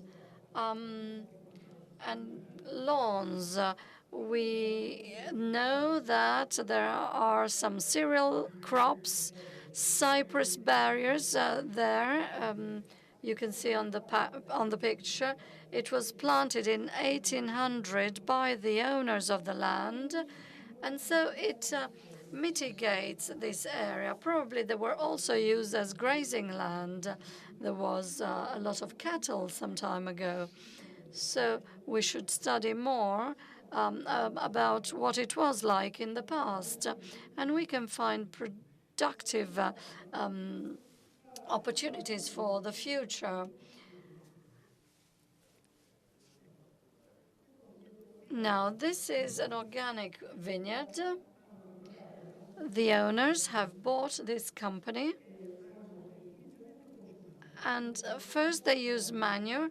In 4 years, they have been able to recover the vegetation for technical reasons that I won't explain here. They cultivated according to the principles of new agriculture. They created this vineyard in the middle of the woods in an area which is completely wild. These roses indicate the presence of oidium, which allows to treat the roses first and then the vineyards, so as to use as least sulfur as possible. The presence of these vineyards in the woods creates incredibly high identity characteristics, the microorganisms depositing on grapes, and that also help the fermentation of the must, creates the typical taste of the area. That's why the identity of that land is saved and is reinforced. This is an exhibition of oil of Castagneto Carducci. The modern production techniques allow to have a standard production, but very high quality. Now, this is the opposite. The fact of having a wide assortment of oil, of types of oil, therefore there is a market that doesn't require just standard oil, but requires oil coming from a different area with a different taste. It's like getting to know people coming from different cultures, and you can identify with different realities. This is the vineyards in the middle of the woods I was telling you about. It was an abandoned vineyard and probably had seed sowing land, but it wasn't really very good. So this new emerging agriculture, even in urban peripheries, not a comeback to the past, but it's a new approach that actually improves the economic situation of the company. There's an agronomist who is also a wine expert, and the wife who is an architect. And I can tell you that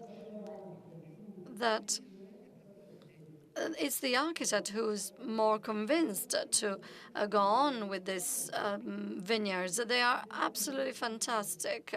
They are really very characteristic of the area. Another signal I want to give you concerns nurseries. Many ancient villas are in the peri-urban areas where we can find the historical parks. In these parks, there are a lot of trees that after 200 years, 300 years, some even more. But after that time, they die and they have to be replaced. And the woods, of course, have to be managed. The re-implantation, I can use many techniques for doing that. If I can't use techniques because the woods are mature, I ask for plants from nurseries. This is the park of Cascina in Florence. It has oaks aged 250 years. The genetic heritage of these oaks, the last 100 oaks, which after they die, the heritage will be completely extinguished. When we have replanted oaks, we have chosen the best plants possible. And of course, Pistoia is a very good market for that. And if Pistoia doesn't have these good plants, then we can procure them somewhere else. But each species had a plant similar to the other. They were all clones because the market doesn't require biodiversity. This means that the market, for some specific cases,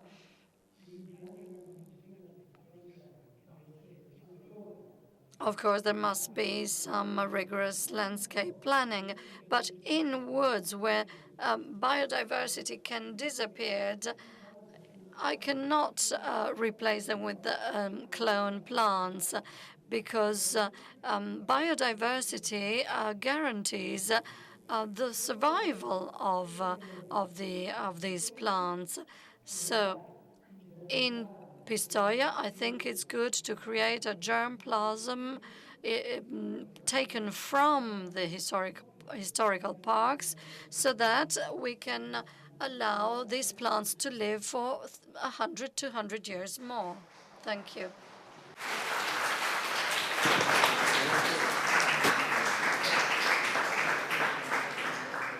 Grazie Lorenzo. Thank you, Lorenzo, for your presentation. It was the last presentation for the day. Just allow me to, by way of a conclusion, to add something to wrap up this afternoon session. I think that this reinforces the sense and value of landscape studies. Don't want to be either too modern or too traditional, but we need to rediscover those aspects that have been dealt with in today's presentations. So we listened to something very detailed and profound. So that I think that what can be derived from that is that we can find some opportunities for relaunching the economy and to improve our conditions of living. Thank you. I now give the floor to Mr. Ferretti to wrap up the day. We are concluding our proceedings for today. Thank you for being so patient to stay here so late. I think that you have all loved all presentations. They were so interesting, so full of information. I think that Lorenzo, in his last slide, gave us an idea of the broad variety of production in nurseries, by nurseries. This is my fault. We are running late because I did the agenda, and it was a very full agenda. I now have some some news in terms of logistics. The streaming broadcasts was followed by almost 2,000 people for an average length of 20 minutes. So I think that was very interesting for everyone. And more than 200 contacts were from the United States. So it was nice to communicate all those ideas and experiences with our friends throughout the world. Now we have some spare time to enjoy the location, to enjoy the evening. So please visit our cloisters and the outside environment outside the monastery. You can have a view stretching to Florence and the surrounding hillsides.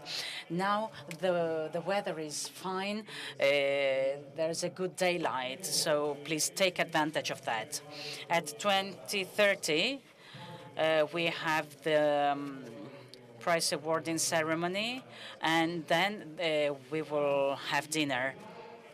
Tomorrow, there will be guided visits to local nurseries and the presentation of the styling landscape book on styling landscape.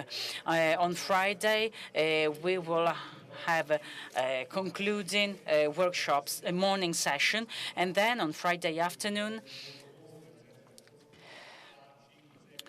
there will be some visits to the nursery excellencies landscape sites and landmark landscapes. There are 4 or 6 more left places, so if you want, you can participate in the visits. So just 5 or 6 people more. And there's also a visit to Villa La Magia, who has just been enlisted as a World Heritage Site. Enjoy your evening and see you tomorrow.